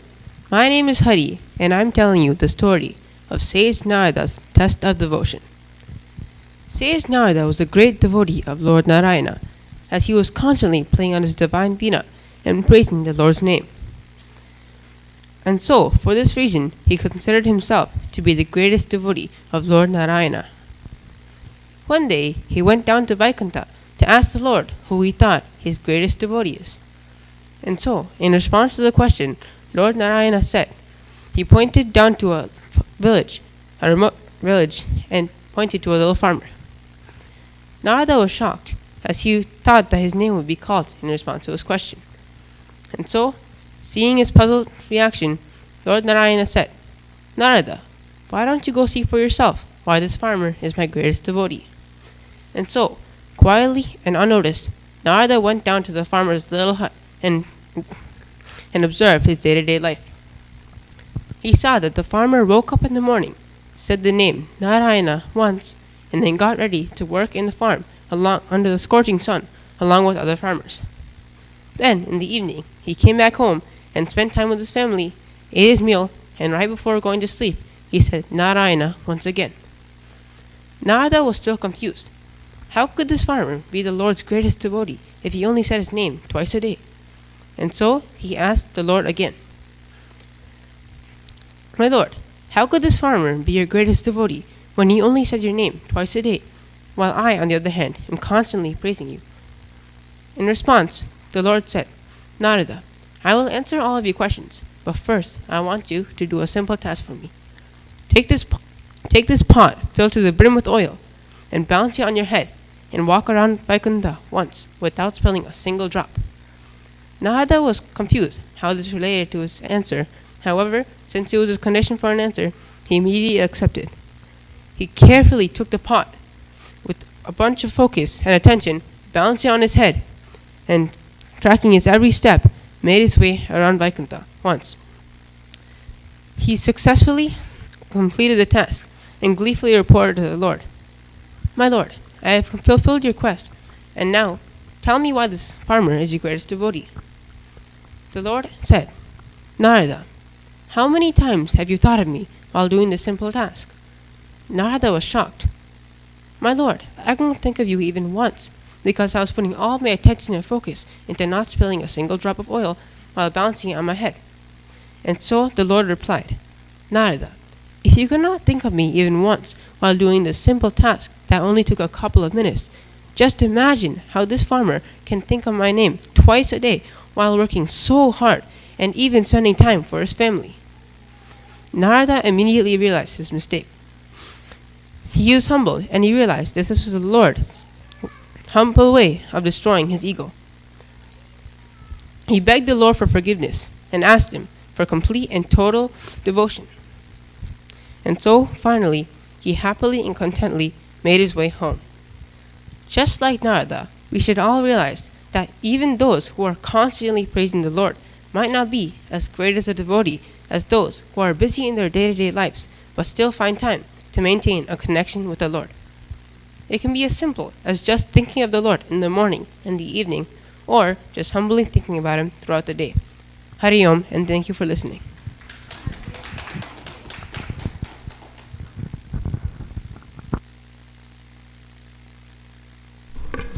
Next is Gopala 11, Giri Shankar, grade 7, Sunday AM.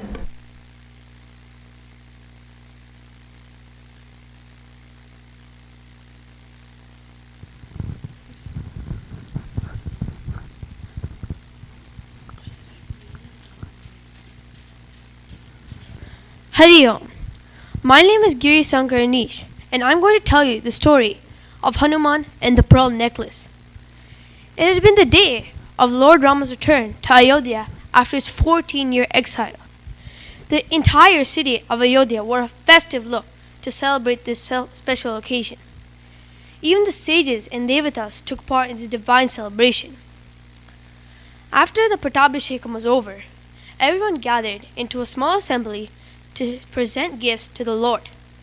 First, Lord Indra gifted Lord Rama a beautiful pearl necklace. In turn, Lord Rama gave it to Mother Sita and said, "My dear, give this to anyone who you think is deserving of the pearl necklace in the assembly." Mother Sita looked around, and that's when she saw Hanuman, lost in thought. She lovingly called Hanuman over and gifted him the pearl necklace. The entire assembly was silent, thinking about how fortunate Hanuman was to get such a divine gift from the mother of the universe herself. Hanuman happily took the gift and he walked over to the corner of the assembly. But what the crowd witnessed after a few minutes was shocking. In fact, they were horrified. Hanuman had broken the pearl necklace, had taken each pearl, put it into his palm, put it into his mouth, and spit it out. Did Hanuman not know the worth of this priceless gift, especially since he got it from the Lord? Everyone was very angry, and Sugriva, the king of monkeys, almost charged at Hanuman. But Lord Rama stopped him, and Lord Rama said, "Sugriva, Hanuman has never committed a mistake. He always has a reason for what he does." So with that, Lord Rama called Hanuman over and said, "Hanuman, explain your actions now." Hanuman, with the eyes full of tears, said, "My lord, when anything comes from you or Mother Sita, it indeed is very special to me, but I expect to see at least a glimpse of my lord in them." So first, I stared at them intensely with my eyes to see if I could at least see you in them, yet I did not see you. Then, I put it to my nose to see if I could smell the fragrance that adorned you, yet I did not smell you in them. I looked at them thoroughly I touched them with the tip of my finger, yet I did not feel the touch of your lotus feet in them. And I put it to my ear to see if I could hear your divine name in them, yet I was disappointed. So finally, I put it in my mouth to see if I could taste the sweetness of your sweet name in them, yet I was thoroughly disappointed. So I discarded them. The entire assembly was shocked. And Sugriva got up and said, "Hanuman, what makes you think that you can see Mother Sita or Lord Rama in this pearl necklace?" Hanuman said, "Oh Lord, if Lord Rama and Mother Sita can take up their body made up of flesh, bones, skin, and blood, why not in this beautiful pearl necklace?" To endorse his statement, he tore open his chest, and in the inner kingdom of his heart was Lord Rama and Mother Sita sitting on a throne. The entire assembly was shocked, and Lord Rama got up and went over to Hanuman and said, "Hanuman, I've never seen this much devotion and service to me ever." Then he embraced Hanuman in an embrace that facilitated the unity of the Jiva with the Paramatma, the state of absolute oneness. Just like Hanuman, we should all have a personal connection to the Lord by keeping Him in our hearts and devoting ourselves to Him every day. Thank you for listening. Hari Om.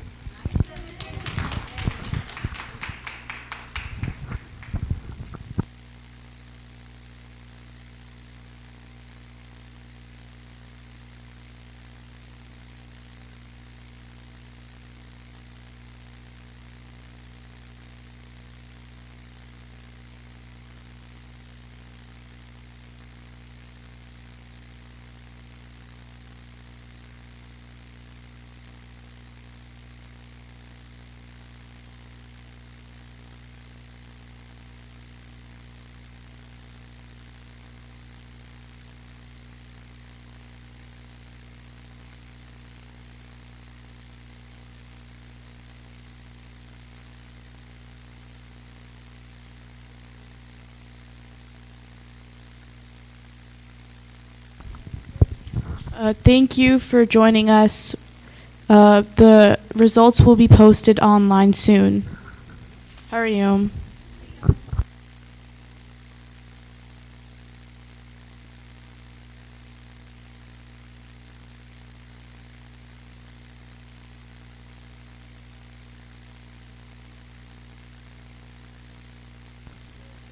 Apa po?